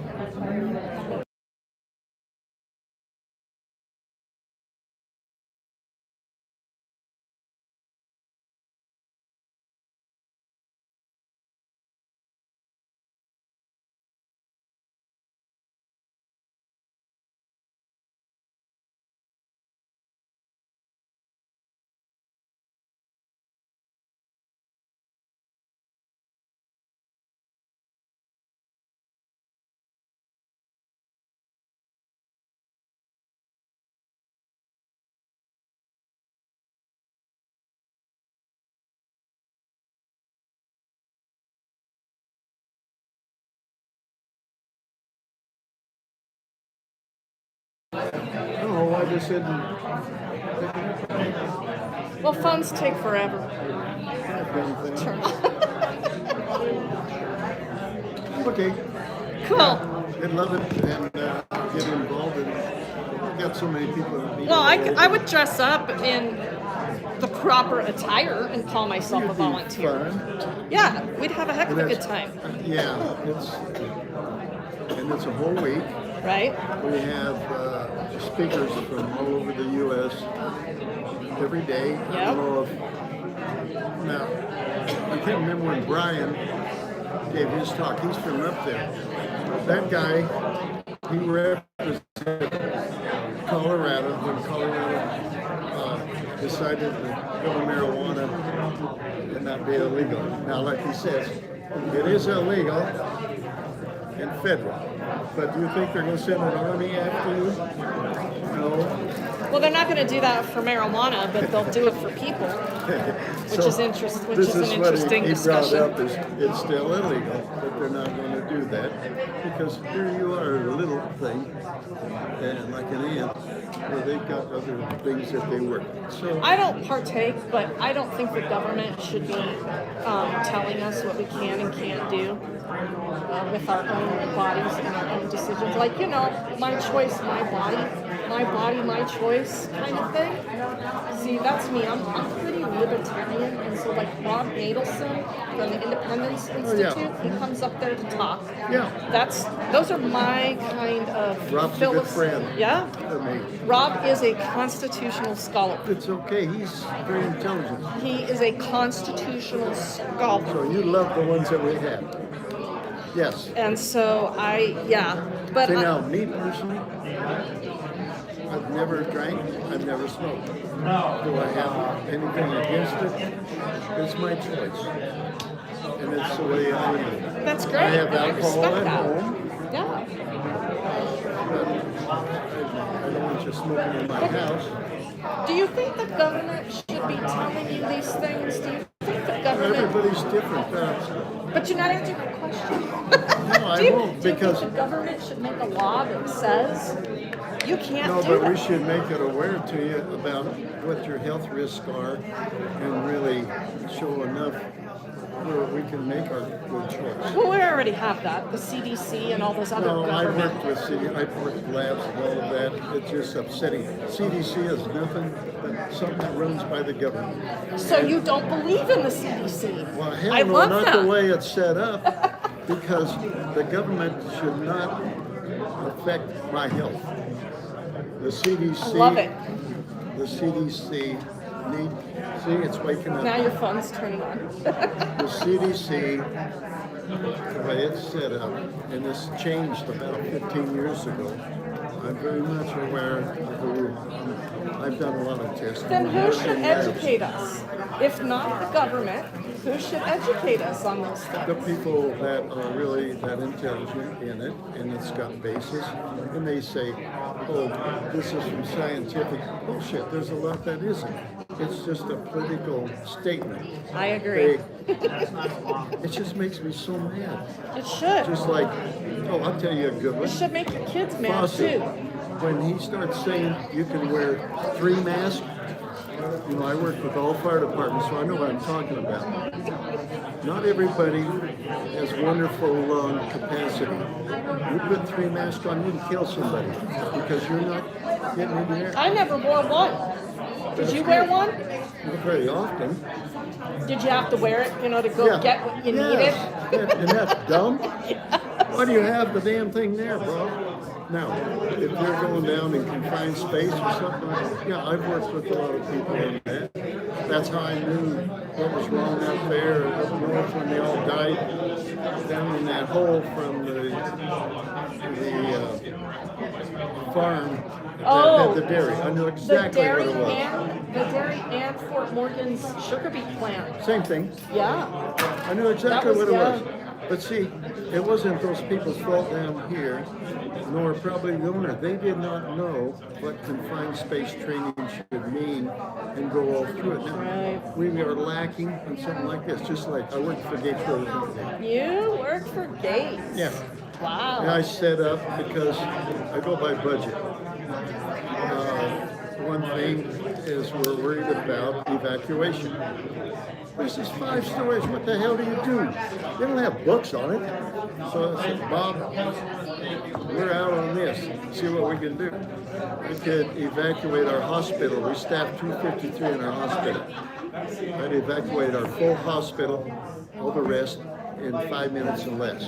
7 minutes means you'll have death. Wow. So I had That's Red impressive. Cross and FEMA. Now, FEMA's stupid.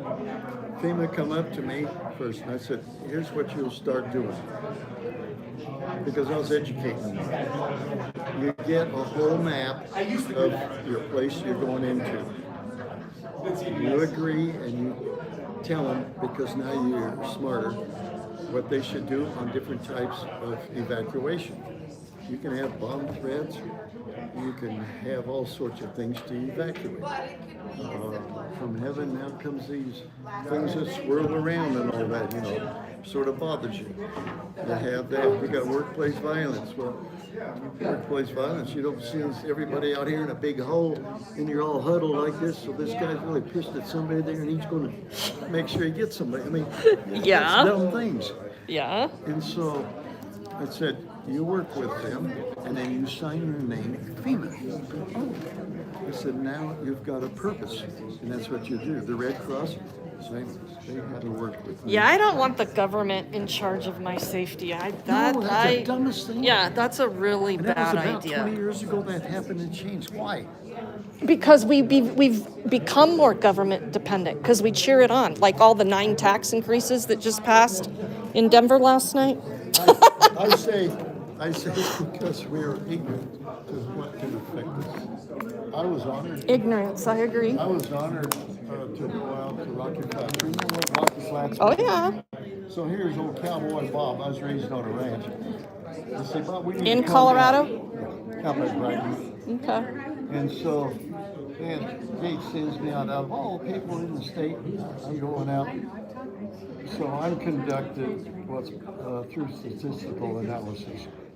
And it's the experimental design is the term for it. It's about the last quarter you get in mines and that, but you're minimizing something that's bad that can happen. I'm not saying you're eliminating it. So here's old Bob, old cowboy. So, man, I come in, I'm going down this old road off of 93. I'm trying to figure out where am I going to go. This old dude, he jumps in front of me with an AK up there, and I thought, man, I'm dead. And so he comes over to me, where are you going? I said, I don't know. And I started talking. He said, you just answered my questions. Okay. What do you want to know? Was he helping you?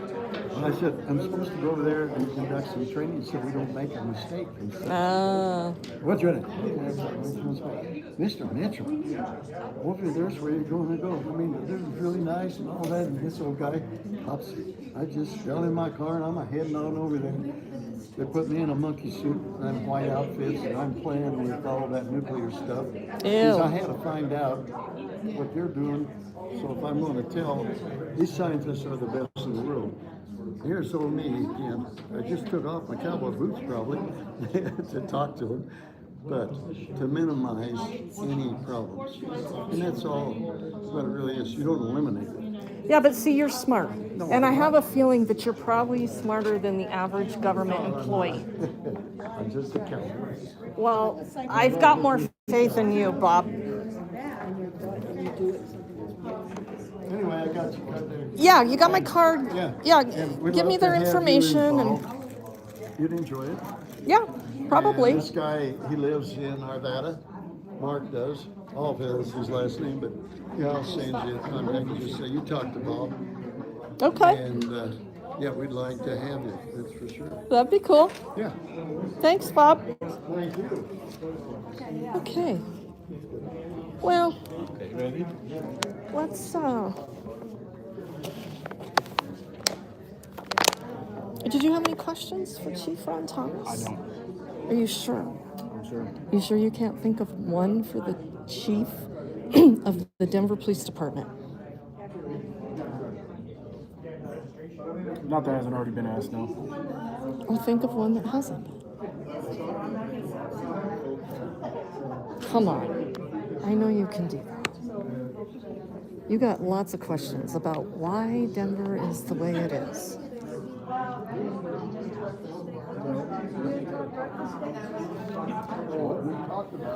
It's like the conversations I have with myself at night that I think about. It's real good, but right now. Yeah, and then to remember when you need to on the spot.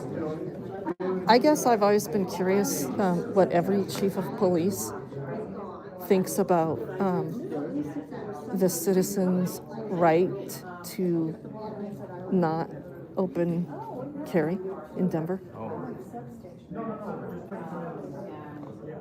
Home rule. Well, that's fine, but what about their personal thought on it? Their I mean, personal their personal thoughts and positions about a person's right to self-defense. I think they believe in self-defense, but it's just very curated how they want it to be, you know? It has to be in a certain way for them to accept it. When in reality, if it was The them, law. I'm just following the law, if it was them, it'd be a lot different. right? Well, okay.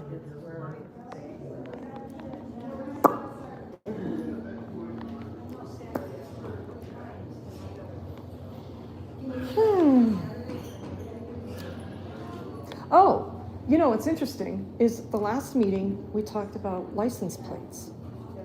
Because probably that same woman who likes Flock made an announcement to the entire room that we are a 2-plate state. And I said to Commander Bell that if we're going to have an education, let's talk about the statute that makes it very clear that you only have to have a front license plate if your vehicle is manufactured for it. That's what the statute says. Yeah. So I don't know where he went, but we missed that topic tonight because he was supposed to. He's not in there still, is he? Bell. No. Commando Bell. Because we were supposed to get an education on that. I guess not.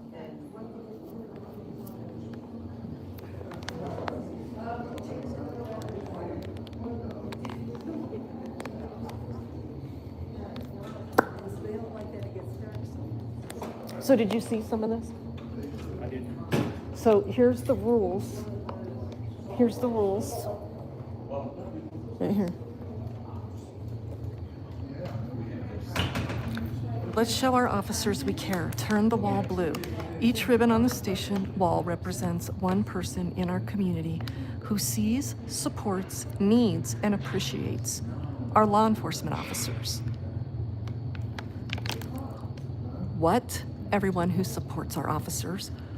Where? District 3. What? Place one blue ribbon on the south wall of the station lobby. I don't have my glasses on. I suppose I could put them on my eyes. When? As soon as possible.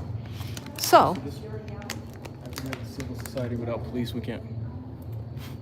how can we have a civil society without police? We can't. Okay, but that's not within the heart. They're not following the rules. Here's mine. I see the need and support the firing of Sergeant Brian Crimea River O'Neill. I very much appreciate you respecting my speech and not removing, also known as canceling me.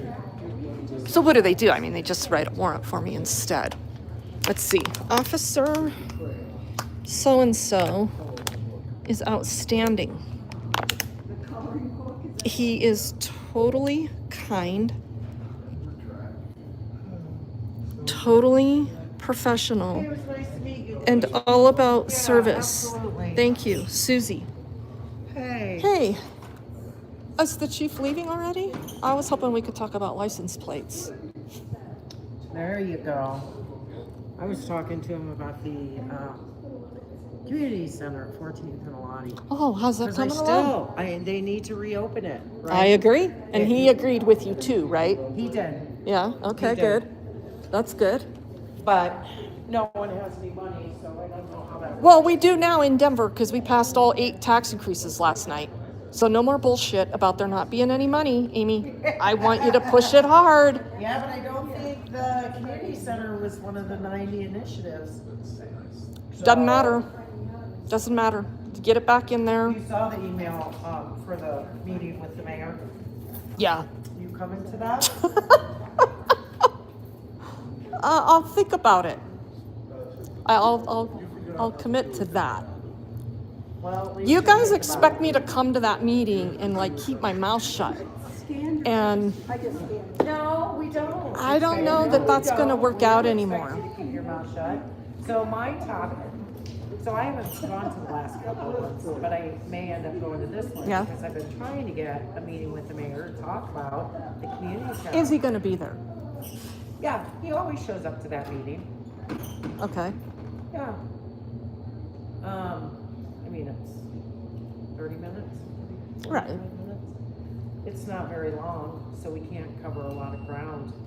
I want the answers to the camper buyback program, period. So Cole has that. And it's What not version? documented, What but there- version? but there are, you have, what's really interesting is they give you 4 options, right? But Stephanie picked the 5th option. And because she picked the 5th option, now they keep stealing her camper. So, But that's what I mean. I think the version changes based on the person. So what version can we rely on to say to folks, hey, you know what, it's 10 below right now. You're probably gonna die out here because this camper has no windows or no insulation. and you have no heat. Yeah, so what do we bank on being able to actually say to these people to make it happen in a crisis situation? But here's the thing, we don't have access to that program. Yeah, well, that's the Is the bullshit, thing is, the only people that have access, is the fucking government. right, Yeah, okay, well, government, tell us what we need to say so we can get you to do your job, but we don't want to say it the wrong way because we're the stupid ones out here because we don't know the homeless community. You know them better. See, I can't go to that meeting and be fucking serious with these people anymore. They don't fucking respect us. They don't respect us. And we are better at their fucking jobs than they are. Sorry. And I'm just not gonna go to that meeting and fucking anoint Johnston's feet. Fuck him. I'm over the guy. I gotta be. that's, for the RV buyback, I really think you should schedule a meeting with Cole Chandler. I know, I just did that walkabout 2 weeks ago on Colfax with him, to talk about the outreach teams and to talk about the community center. But he's in charge of that program. So if you want information on it, Cole will meet with you. I'll email him and see what he puts in writing. I want shit in writing. They don't have anything in writing because I've asked for things in writing. See, that is just not, So I that's have to just- memorize.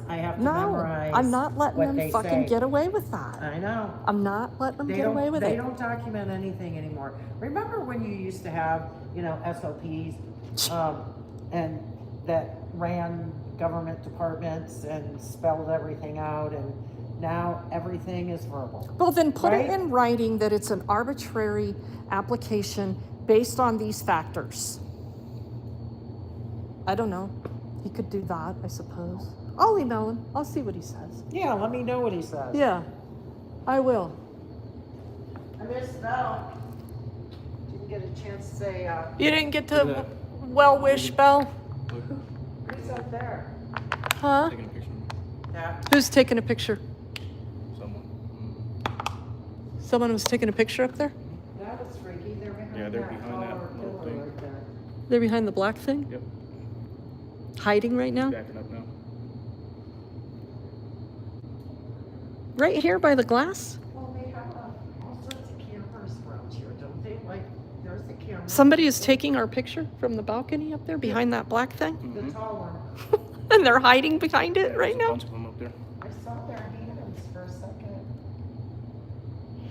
I think they're taking pictures of you, young man, because you are a stud.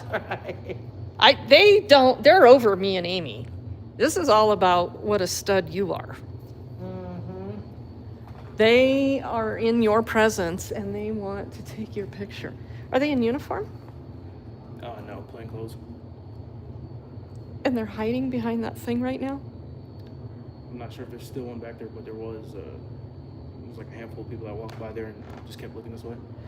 Huh. Well, at any rate, we have probably stayed too long here. I'm probably going to have a warrant because... Don't go near the bushes. Yeah, I got to stay out of the bushes. I can't string certain words together.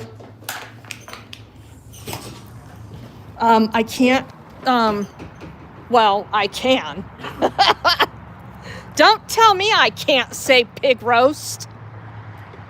So here's a funny story about that. When Belle got up on, see ya, have a good night. When old Crimea River Sergeant Brian O'Neill, in his official capacity and uniform and all, got up on the stand to talk about his feelings over the word pig roast in this protection order hearing, which, by the way, I'm waiting for the bid, the bid on the transcript from that hearing. It's probably going to cost a lot of money, but we're getting it. I'm getting it. So I have it word for word. So I'm paraphrasing when I say this stuff. So he gets up on the stand and my attorney gets to question him because he shows up without an attorney. And he's too dumb to know how to... Well, I take that back. He's pretty smart from the cop standpoint of how to answer questions. And so he's really upset about pig roast and that roasting is a comedy thing that happens. And that one time we were here talking about a pig roast, he took it as something it wasn't. I mean, imagine that. And he started to question me when it was his turn about, oh, so you've watched comedy roasts before? Yes. So who roasts who? In his professional capacity, in uniform, after swearing to an oath with his right hand, this is my left hand, to tell the truth, the whole truth, and nothing but the truth. So lightning strike you, God. And he goes on and on about me not having the right to roast him because we're not friends. So all you detectives watching all this, make sure you string together the right words in your next warrant. You had to be there. You missed the best Copanese explanation from the box. You thought your Laura Torres frosted the cake. His Laura Torres over in Inglewood. He's suing her, and I think that's freaking fantastic news. And I could do. Complaints don't work. yeah, complaints don't work for us over in Inglewood, but they worked for this guy this past month that got pulled over in a traffic stop, and then apparently it got put in a chokehold, blah, blah, blah, which he never really did. I think we're going to do a live stream on that. I think I'm going to do a panel discussion on what went down in Inglewood. So we'll talk about that later because it's pretty good stuff. But at any rate, Laura Torres, I went to one of his hearings or I watched it, I can't remember. And it was a motions hearing, and Laura Torres, a former Inglewood officer, was in the box. She was trying to answer questions with her hair over her face. I'm pretty confident she was under the influence. Was I wrong in my? I don't know. It just looked like maybe she was extremely tired. He's this young man. He's all nice and shit. He pretty much still gives everybody the benefit of the doubt. I tried. I don't feel like she came to court very professional. She's very, I got a place. She just looked like she kind of rolled out of bed and showed up. Okay. Didn't really take the, I feel like if to groom. She didn't do a lot of grooming that day, probably because she was hungover. Possibly, but Come on, Luis, say it. possibly. I don't know. Listen to him. I can't confirm He's or all deny. PC and shit. For the public to see, well, I guess they never seen her because we never went to trial, but you would think she would do just a little better than that, though. Yeah, you would think. I actually have an expectation that she would, since she's charged and tasked with saving my life in the city of Inglewood. And instead, she's more interested in ending yours because you asked her for her card when she performed a bogus traffic stop on you and told you to be gone or be on your way. Pretty much. When you called her out on the bogus traffic stop. And so he went to go get her card, and she arrested him for... Same type of sidewalk. Just Yeah, like this. he was on the public sidewalk, and so was Laura Torres from the Inglewood Police Department, and she was in the middle of an investigation, she claims, and Luis was not to walk behind her at a distance of, 20 feet? She said about 10 feet she wouldn't care. If you were 10 feet away and she wouldn't care, well, you were more than 10 feet away from her. At times, mostly, yeah, but I even went out there and recreated it as best as I could, and I was 9.105 feet away. It was almost 10. And that's just a sloppy recreation. I was probably further than that, but not enough to interfere. She was walking that way. I was just following her in that direction to document her actions. She was unprofessional, so. Right. I wanted to show everybody how unprofessional these officers are, especially her, because she pulled me over previously and refused to identify herself, and that's not only against the law, but it's just unprofessional. And there's no transparency because I have no idea who you are. How do I file a complaint when somebody? And so that's why he went to go get her card directly after this bogus traffic stop that she pulled him over. She said he looked suspicious. It looked suspicious that he was driving around. That's what she pulled him over for, right? Yeah, that's about right. Because I circled multiple times, is what she said. Oh, okay. And that's what I did. Yeah, not denying it because it's not a crime. You weren't doing anything to disrupt them in any way. I was actually just circling around because from where they were, there wasn't a good spot to park or to view it. It was a little cold, so I wanted to just stay in my car. I was like, whatever, I'll just be lazy today and just see what's going on. I didn't even plan on sticking around for too long, depending on what's happening. It looked like they were checking a house alarm or something, something that's not really of my interest, So, I like to try to focus on what they do and how they act with members of the public.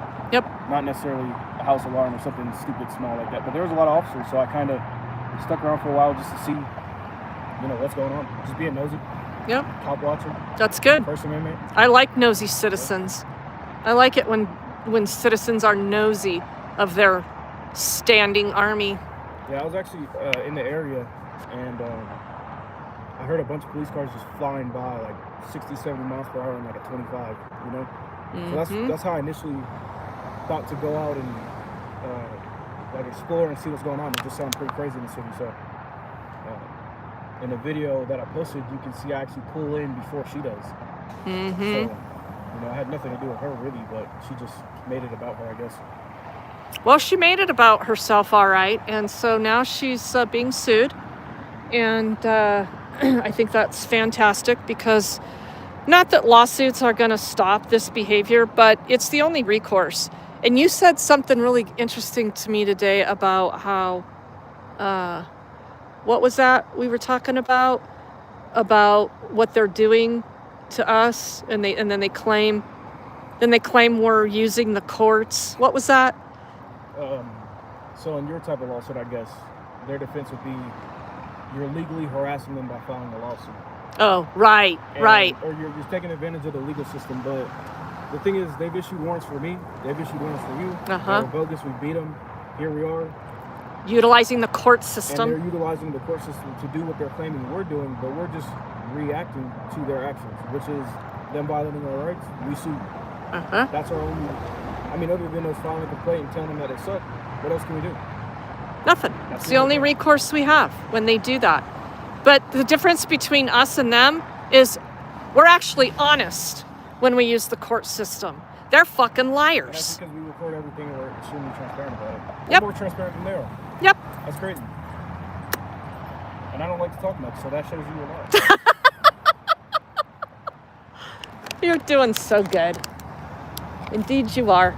Well, thank you for coming. Are you good, or are you coming with me? Oh, I'm good. Yeah. Okay. I don't know, I might be nosy here a little bit. Yeah? I've been here once before, a long time ago. So, doesn't seem like they changed anything. Oh, they've changed. The leadership sucks. The cops are fucking punks here, the majority of them. They like confrontation. What else?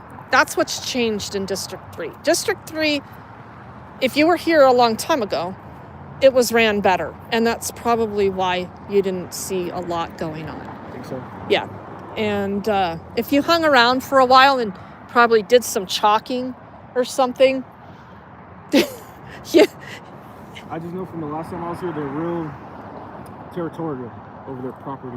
It's not theirs, it's ours. But Right. because I've seen, I think it was a video of yours at this gate, or maybe it's DMA, I'm not sure. But I came around here years ago, and I had the same like crazy reaction. Like, they just come out, swarm you, and just ask you all these questions, and what are you doing over here? And just super aggressive for no reason. Yeah, there's been a few of those videos in District 3.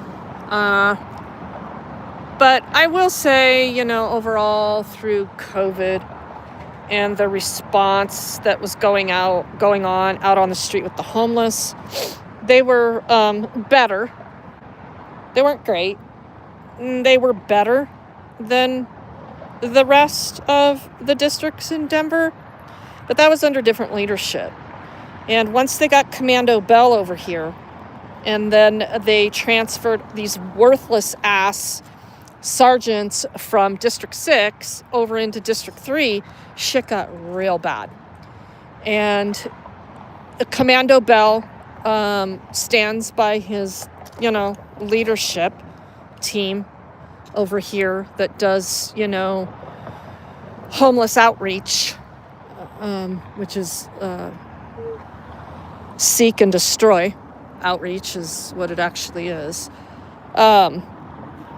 We could write a message on the sidewalk with chalk. Election day is over. I haven't been chalking because, see, I can come here and protest and redress, even though Commando Bell has a protection order granted to him by God because Regan said some things that a detective construed into her own language, into her own love language, for Commando Bell.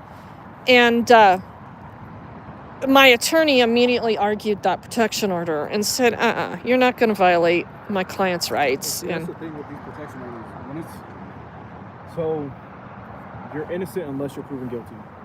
They put these protection orders on you. They take your gun rights away. They do all these sort of restrictions, and especially when it comes to police. How do you distance yourself from an officer or not go where they work? That doesn't make any sense, and that's why I believe that some of these charges and stuff that they're charging us with, and then putting protection orders when they're officer related as the quote unquote victim.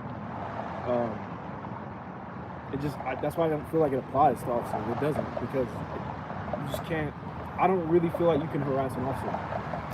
Yeah. Maybe there's like an extent that's like very, very, very far, but you can come to their job every day and say they suck. That's not right. harassment. That's right. It's not harassment. That's right. And there are other things that aren't harassment or aren't against the law as well that they're trying to use against me right now. They're using a law, and you guys can go read about it on my post on YouTube. They're using a law that's been charged twice in the state of Colorado since its existence in 2003. It was used once in El Paso County and Jefferson County. Individuals were charged with this same crime. Conviction rate, 0.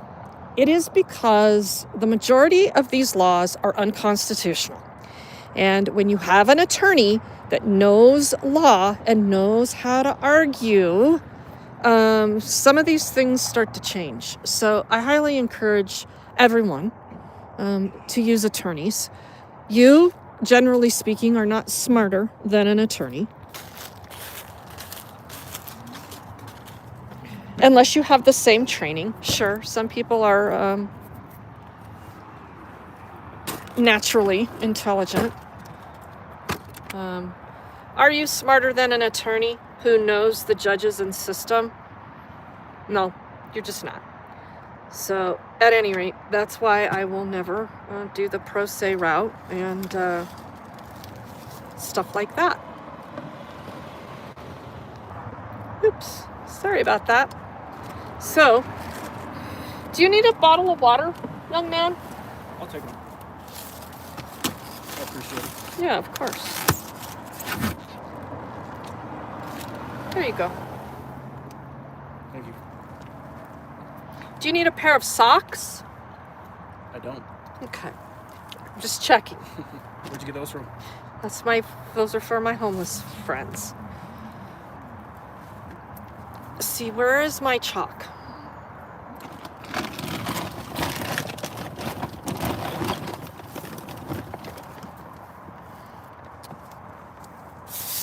So Ron Thomas showed up here tonight. I don't know why. That's the first time ever that the chief of police for the Denver Police Department has showed up to a cab meeting since Ron Thomas showed up online to the District 4 cab meeting that I was in attendance in with him. And then Ron Thomas participated in some email chatter about banning Regan Benson from the District 4 cab meetings. Yes, that lawsuit was settled. Ron Thomas was a defendant in that lawsuit. The chief of police. So I suspect he's here, I don't know, answering questions that Commando Bell can't answer. I don't know. I mean, Commander Bell is really bad at his job. In fact, he sucks at it. You know what I'm noticing? What are you noticing? Every single personal, well, I believe to be a personal vehicle coming out of this lot. The darkest tint I've ever seen in my life. Oh, here at District 3, that is the majority of this back here. I've never seen so many, like, completely blacked out windows. in personal vehicles than I have in And I don't District have a 3. problem with window tint. I love window tint. But if you're going to be the same one to enforce that, Yeah. and then get in your personal vehicle at the end of the day after writing 5 window tint tickets, Right. it's kind of, hypocritical. Well, any Denver police officer will tell you that they don't write tickets for them. They rarely do, but I hear about it here and there from people I know. Right. Here and there. Or depending on, if you piss them off enough and Yeah. exercise your rights to remain silent, then they'll definitely give you a window tint ticket. Of course. Most likely. Because, they're just going to look at your car and say, oh, well, what can we get them on then? Since Of he wants course. to give us a hard time. Unless you're Regan Benson, then you just fucking lie. You just write a warrant Yeah. here in Denver. It doesn't have to be anything. Do they have a reason for that law here? Like, what's the reason why they decided to, For what? for a window tint? Yeah, I don't I've heard know. some different things, but Probably officer safety. that's what I heard. Back the blue. They need to see you. That's how you show your support. Now, my friend there that was talking to me, Mr. Mitchell, at the end of that meeting, was he the one sitting back there going on and on about how we need to praise them during the meeting? Do you I recall? don't think so. I think it's somebody else. Yeah, that one dude. He said that one. He wants to unleash. Mr. Mitchell wants to unleash his fury of intelligence on the police for over-policing. But he knows it's not a good look for his age and all of that. That's the impression I got from my conversation with Mr. Mitchell. Nice guy. I hope he texts me the information from Constitution Week up in Grand County at Grand Lake. It's a good time up there. You should plan to go to that next year. Constitution Day, Constitution Week up at Grand Lake. It's pretty amazing stuff. Yeah. And it's so pretty up there. What city is that? It's up in Grand Lake, up in the mountains in Grand County. Oh, okay.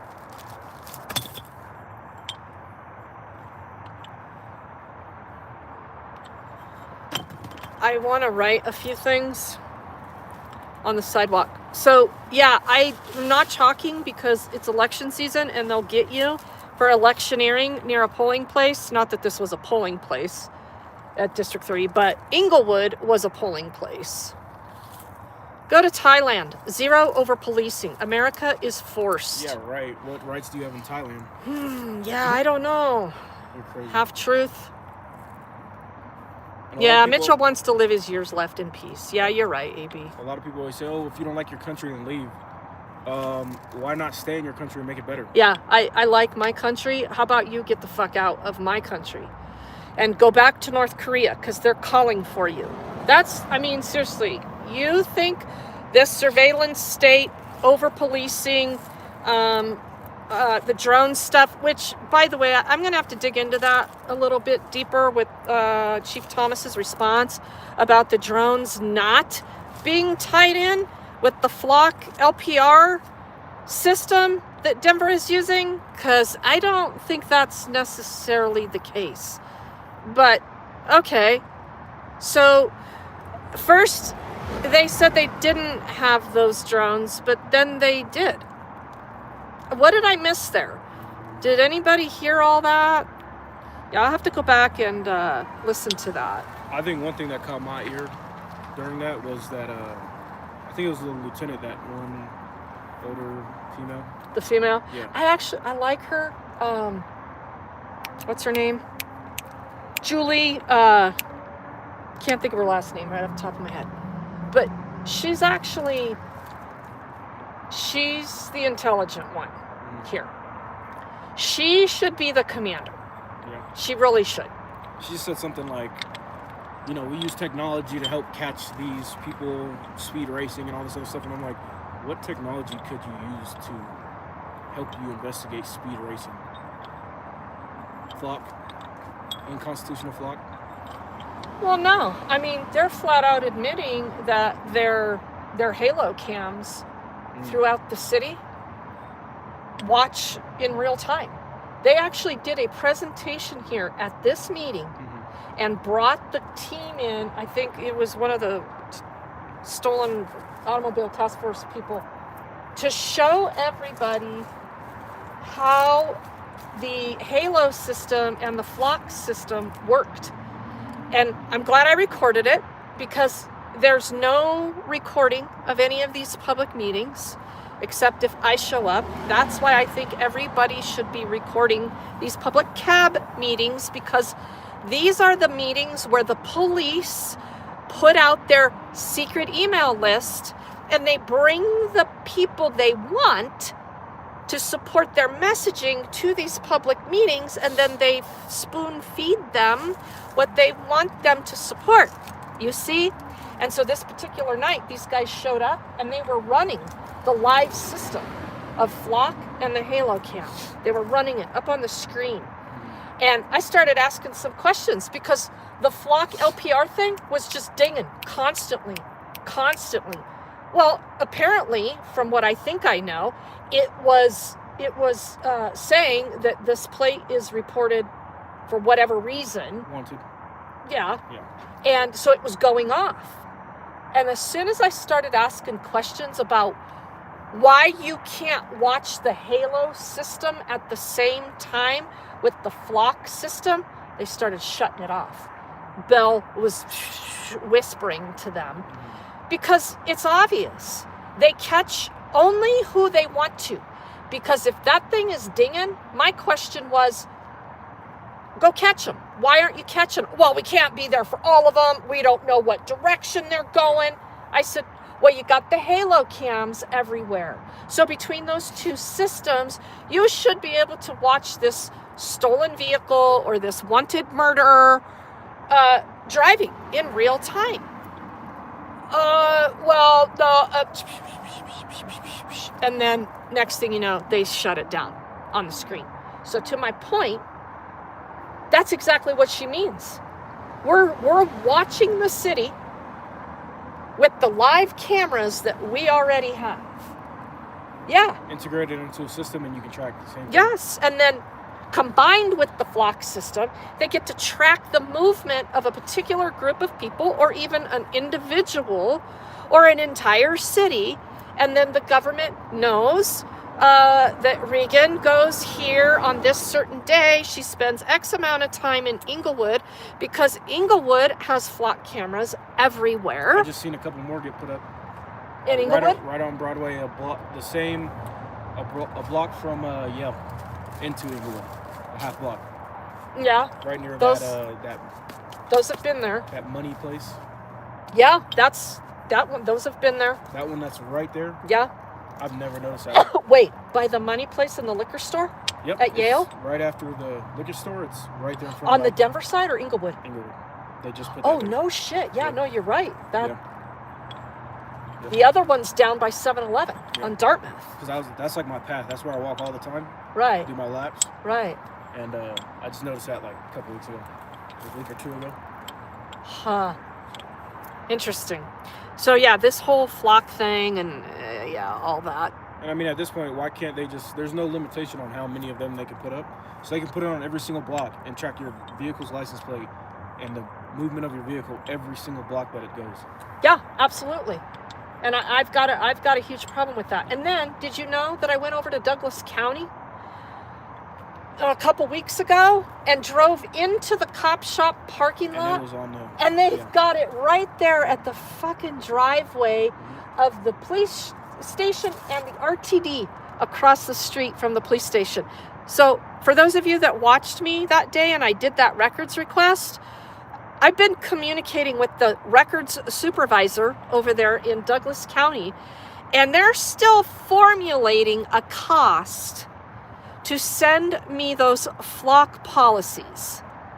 Yeah, I asked for the Flock policies. This is how records requests work. They either exist or they don't. If they exist, you send them. If they don't exist, then you tell the person there are no documents responsive to your request, which I'm 99.9% sure that's what's going on, and they don't want to tell me that, right? So I keep poking and pushing, and the records clerk keeps making up these excuses about how she's got to charge me, and I should go research it myself on their website and go try to find the policy. Woman, you're not talking to an amateur here, but okay, give me your damn response to my records request. And what date did you install the flock camera at the Douglas County substation? Funny. All these governments want all this technology, and then they don't want to tell the public how they're managing it. That is why Denver has themselves in a shitload of issues with the flock cameras and city council. Yeah, what'd you think of that councilwoman coming tonight and hijacking the meeting over the library? Do you know Diana Romero Campbell? Have you heard her name? Yeah. Yeah, she's city council member. She is on body cam. She's named on body cam footage by Sergeant Brian O'Neill as being very much on the cops' side to take action on the homeless. Yeah. That's the city council member. And by the way, I have done more records requests for public information specific to Sergeant Brian O'Neill and his duties. And it turns out that Denver is non-responsive for those documents. And if anyone is curious to know, Sergeant Brian O'Neill is in charge of the homeless outreach team in District 3. And Sergeant Brian O'Neill has done really bad things to the homeless. And Sergeant Brian O'Neill is really mad that Regan is talking about him. And so is Commando Bell, also known as I'm exposing the truth and documenting it for all the world to see, because we live with a transparent government. Okay, I got to get my message written. What am I writing? Here, hang on to Yeah, I that. got you.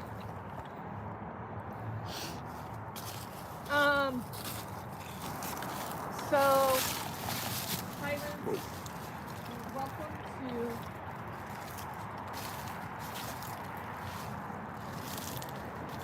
welcome to Commando Bell's fortress.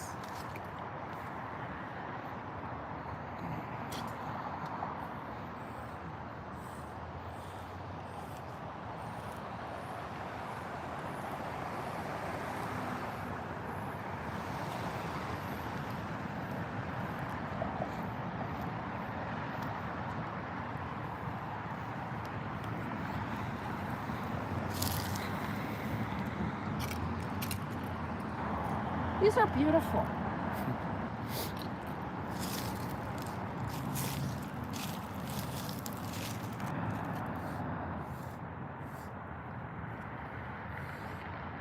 You know, I kind of feel the pain of the one lady. I was just thinking, she said that they're already tracking me, so I just might as well give it all up, basically. Yeah. I feel like that's kind of how I am. I'm not like that, but just personally, I guess,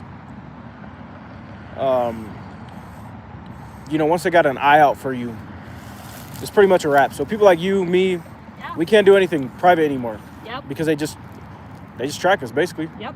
They use the flock system, whatever means they have. So, I mean, before all this public attention, I wouldn't be in this meeting without covering my face.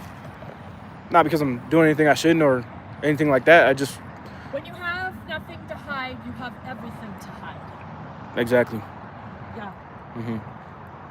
Abso-freaking-lutely. Because, I mean, they just send your information to fusion centers, especially for me. Yep. Anything, you know, they label it as like, I don't know. But I couldn't tell you how many times I've been probably sent to a fusion center for information.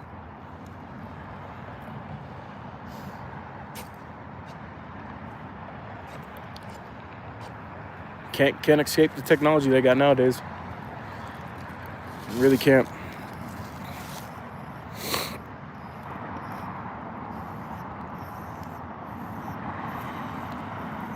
But I guess the one good thing about any information they do have, if they plan on using it against you, they have to tell you about it.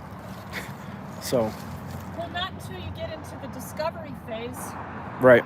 If they even give it to you then. You know, you might have a judge that doesn't care about discovery violations on there, and I don't know. It's happened to me before, so. Yep.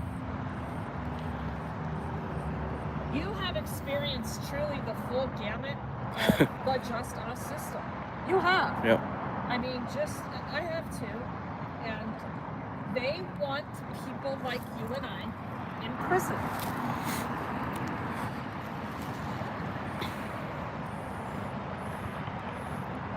I think the reason they're so friendly to new people that they don't know is because they're new people they don't know, you know, and they don't interfere with them in any sort of way. People like you especially, you know, vocally, they hate criticism. They hate it. Absolutely. And then they want to just say that it's harassment or it's this, or it's like, if you believe that it's harassment and you truly feel harassed, quit your job. If you can't take criticism. Thank you. You know, there's people at, let's say, Office Max, they work there. We don't have a right to go there and criticize them. We have freedom of speech, but they can kick us out, you know? Right. But these people we pay. These are the people that are trusted to uphold the Constitution and to, quote unquote, keep the peace, but all they're worried about is their own peace, I guess. So as long as their day is smooth, they don't care about anybody else's.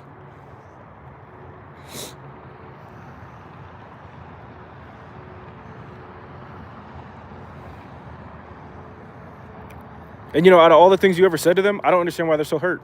I don't either. If that was me, I'd just brush it off. I know, right? If I was really... How do I get that much headspace in these idiots' heads? They're sensitive.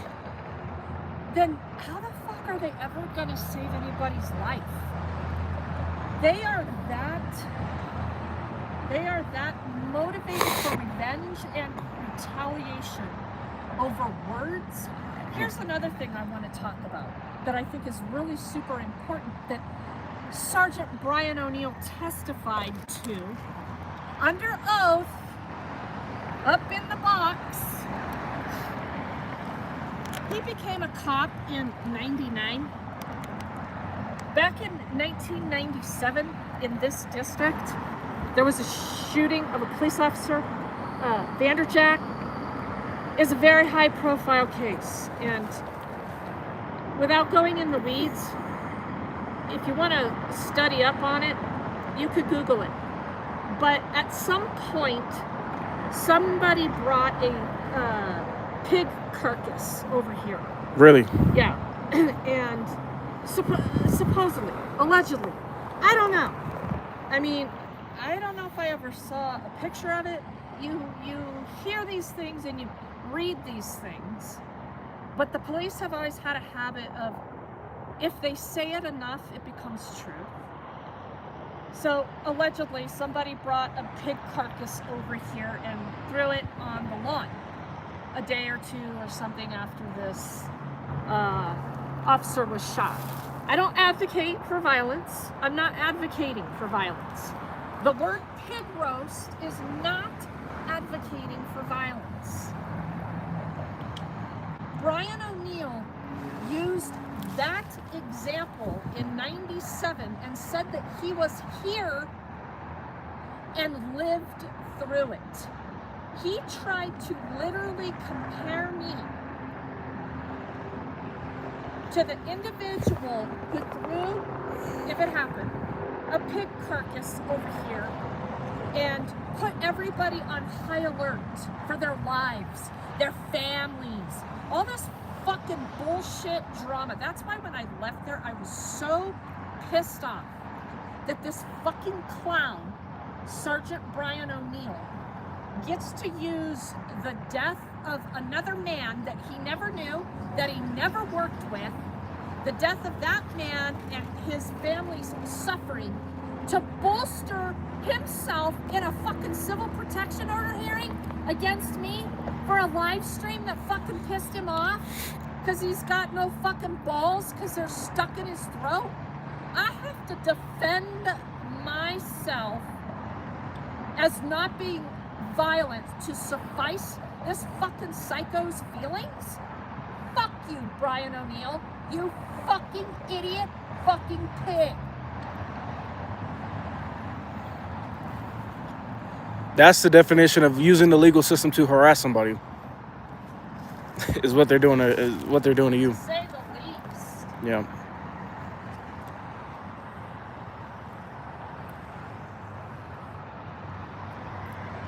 I mean, this fucking idiot really said this shit on the stand. And that just is tip of the iceberg of the shit he said.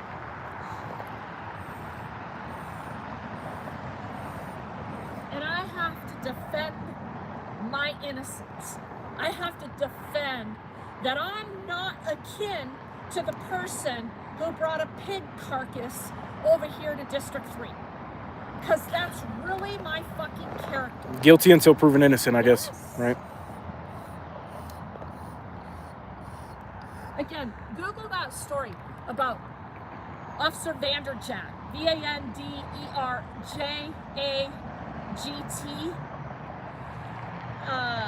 in 1997.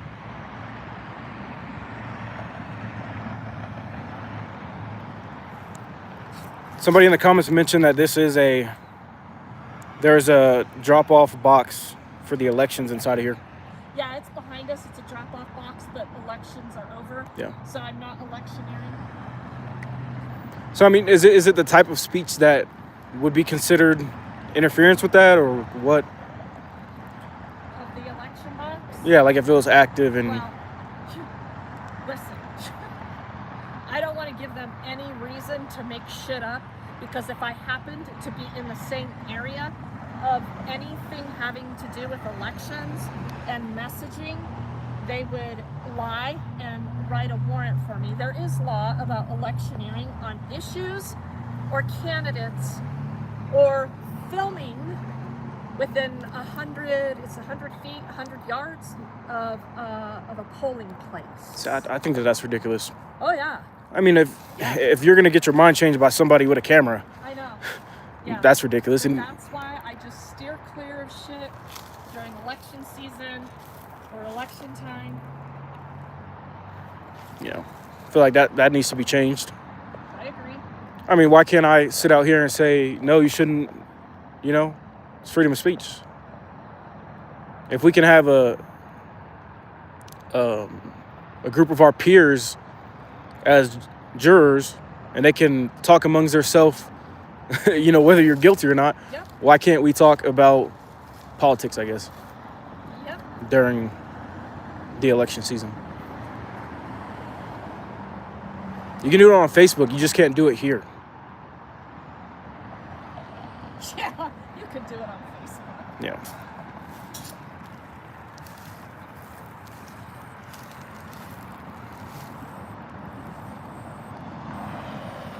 Someone said exactly, you cannot force someone to change their vote by talking.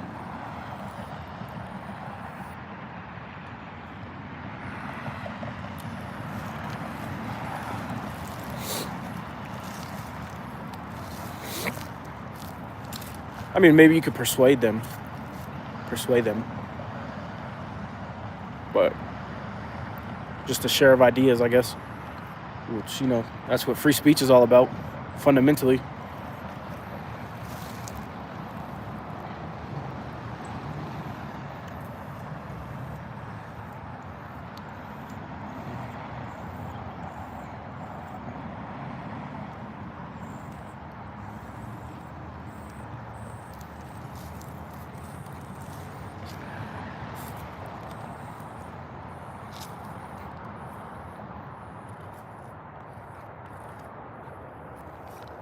Commando Bell welcomes you to his Liar Kingdom.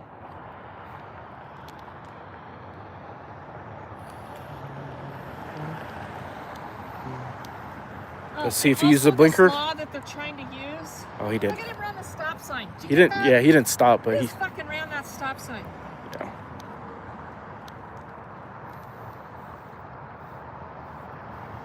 The other part of this law that they're trying to use. Someone said O'Neill's is too unstable to be a cop. To say the least. to say the least. I mean, it's kind of funny to me that Tell me how Bell is any more fucking stable, though. This guy is running the entire district. He is O'Neill's boss. They worked on this together. He testified to it. He testified that I had done these things to his boss.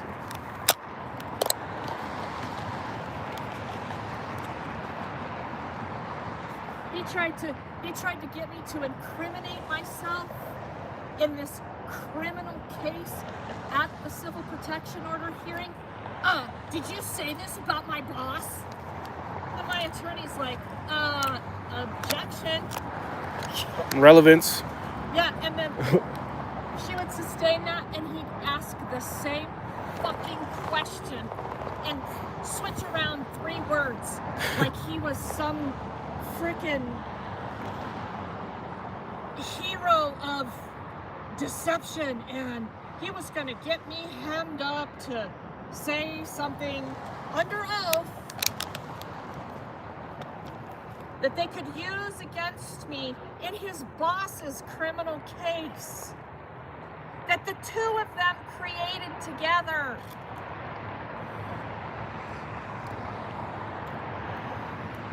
That phone's probably gonna die. Let's see. 19.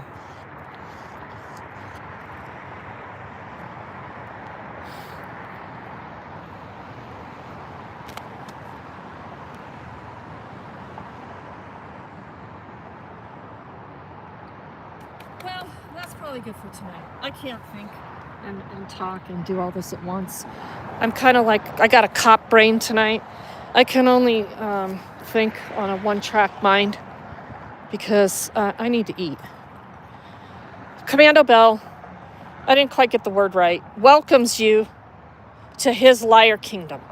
That's what I meant to say. Instead, it says, Commando Bell, welcome to Liar Kingdom. So words have meaning, and that kind of changes the meaning of what I meant the words to say. We're welcoming Commando Bell to his liar kingdom that he perpetuates and supports.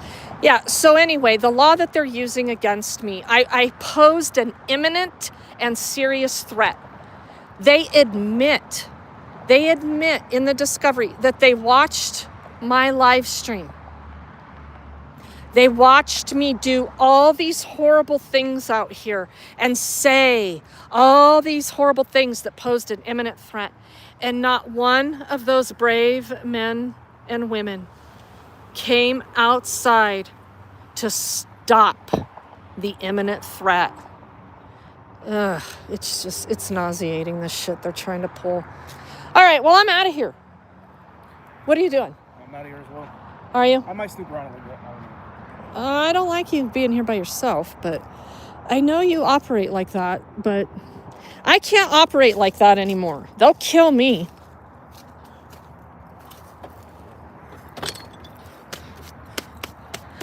I like hanging with this young person. He's very intelligent, and I thank him for his service to the people. You want another water? Are you good? Okay. All right, you'll be all right? You promise? Okay. No, it didn't, did it? It's the water. So we got to go back out to Lone Tree and get that police report for that hit and run. Because apparently... Yeah, did I tell you that Lone Tree solved this hit and run? I heard about it, but was it this car or was it... Yeah, it was this car. Yeah, it's not bad. It's just over there. It may or may not be into the quarter panel. I don't know. But the hit in my wheel is what I'm more concerned about. That's what's going to be expensive. But we think it's dented. But I don't know. And the door handle. Yeah. I don't know. These new cars, you know how it goes. But you said you had to move out of the way still. But you still hit me. Oh yeah, I was moving. I was moving into the other lane as she was coming into my lane. And she still hit me. I'm guessing she was intoxicated. And that is why she didn't stop, because according to that officer,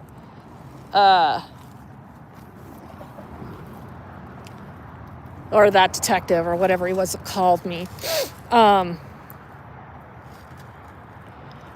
she admitted to leaving because she thought she could because I hit her. Yeah, okay.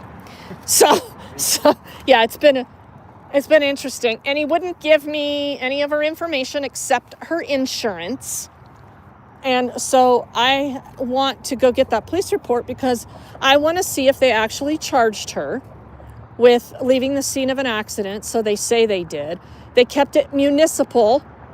So I'd like to know when that docket runs over there in Lone Tree. So, yeah, we're going to... Run without injuries, what? Is it a misdemeanor or is it No, it's not even a misdemeanor. It's municipal. They kept it municipal traffic because it's revenue for them.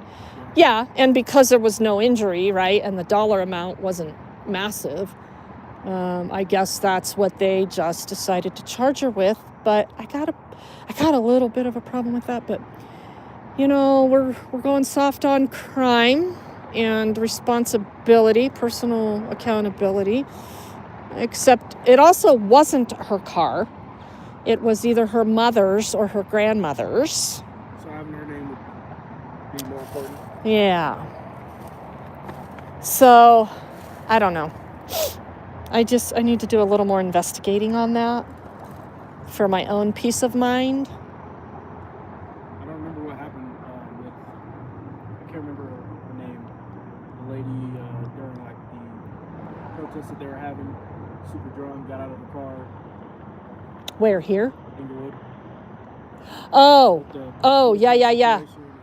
Oh, yeah. She remains kind of on the streets of Inglewood. Corey Rangard.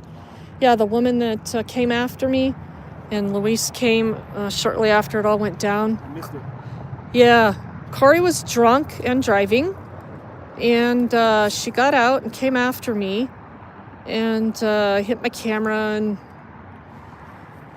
they ultimately charged her with harassment, and then the DA immediately dropped it.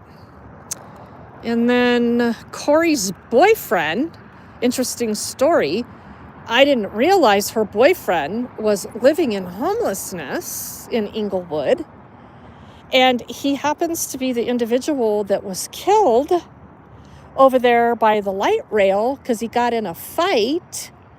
And somebody beat him up pretty bad, and he was conscious. Apparently, he went to the hospital, but had a head injury, and the hospital released him, and he allegedly, this is everything I've been told, died in her apartment.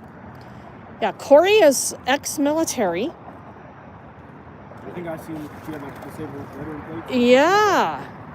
Yeah, and she's got some issues. And I see her from time to time over in Inglewood, like passed out by the water fountain. And I just kind of keep going because I don't know that there's anything I can do for her. One day I did stop and I asked one of the guys, is she okay? Is she homeless now? Or? No, supposedly she moved to Littleton. So what's she doing over by the water fountain? Well, I think she's looking for some new homeless friends. Yeah. Which to me is maybe code for other things as well. But Inglewood just lets her do her thing, and, you know, Sergeant Lutz helped her that night when she was violating the protection order and coming after me again. But, you know, I don't know. That's what protection orders are supposed to be for, actual violence. That's been perpetrated, and yeah. Somebody said something to me and it hurt my feelings. Yeah. Take their gun right away. Right. Take their gun rights away, take their protest and redress rights away, also known as the First Amendment. Did that just go in and out of there? It just came from there. No, it just passed us. I think like a couple minutes ago. Or? Yeah. Yeah, same. And went in the gate and came back out.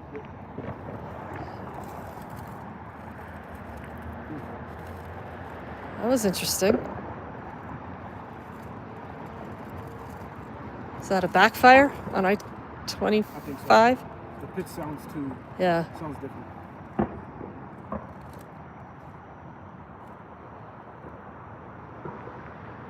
Definitely a car. Yeah. Bike, something like that. All right. You're good? Yep. Till next time. Thank you.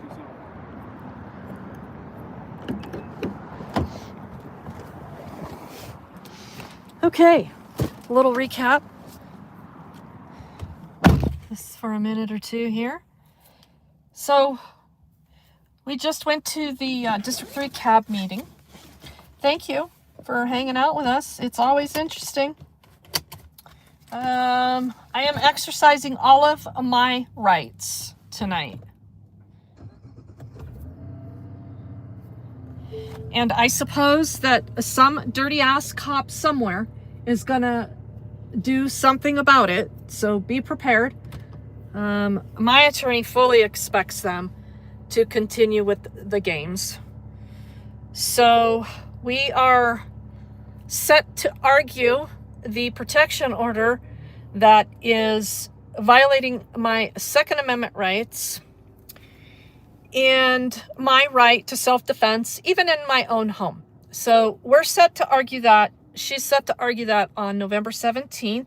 I posted that on my YouTube posts, if you want to go read up on that a little bit. All of this is by design. They're tired of being exposed. Sergeant Brian Brain Boy O'Neill will tell you that he's just tired of putting up with this. He put that on the record as well in the protection order warrant canceling hearing, that he's been putting up with this for at least 2 years and he's tired of this. And we wouldn't be here today if she kept my name out of her mouth. Well, fucker, I hate to break it to you. Your name wouldn't been coming out of my mouth if you weren't a dirty fucking cop. So quit. Fucking quit, loser. Look at your IA file. You fucking suck at your job. Nobody likes you. You're the fucking laughing stock of the entire Denver Police Department. And everybody fucking knows it. Everybody knows that the fucking union has your balls in their hands. You're worthless. You've done nothing good. You're a horrible, horrible cop. You should fucking quit. Sergeant Brian O'Neill, you should fucking quit and take your fucking loser ass boss, Commander Joe Bell, with you. 'Cause you both fucking suck at being cops. Quit, losers. No, I don't know.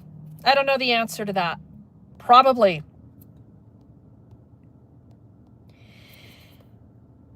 Yeah, I know he shouldn't stay here alone. He's kind of elusive like that, and I try to give him his space.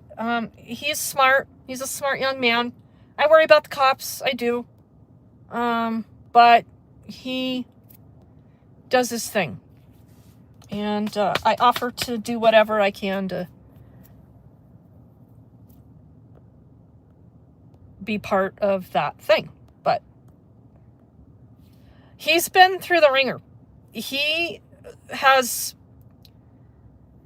Young Luis has learned some things that he thought to be different. And his trust is diminished. I was one of the only ones that told him, listen, when shit really hits the fan, when the rubber meets the road, you will be the only one standing for yourself. I know this stuff. I've been doing this long enough. I know how people respond when shit doesn't feel good. Or when, why do you just keep doing this? Just give it up. Don't stand for your rights. Don't keep pushing back. You know, they're just going to keep doing this to you, so just quit, blah, blah, blah. I know what that's like. I know that. I'm told that a lot. But I am for the people. I am for individual rights. I stand my ground when I am the only one standing on Broadway in 10 below weather, trying to get a man off a bench that's going to die, and the cops show up and fuck it all up. I'm gonna stand my ground. And the more you try to destroy me as stupid government agents, the more you test my intelligence, and I get smarter every single time. That is true advocacy. And that, I believe, is what he is going through. And when you're standing tall on the Second Amendment in a absolutely anti-Second Amendment state, things are rough. And I'm really proud of how professional he still is, and how willing he is to still give some benefit of the doubt.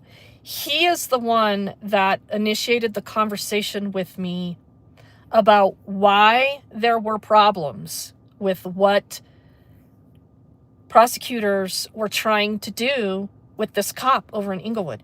He is the one that got me looking at this in a different light. That kid is not dumb, and he's exceptionally reasonable. And I think that's great. And I think that he should keep that up. And AB, you know, that's okay. If that's what I'm going to do, I'm eventually going to have to quit, right? At some point, getting a little too old. The health is, you know, where do you draw the line for your own well-being? If it is your goal to try to live out some golden years, right? I get all that. I'm reasonable about that.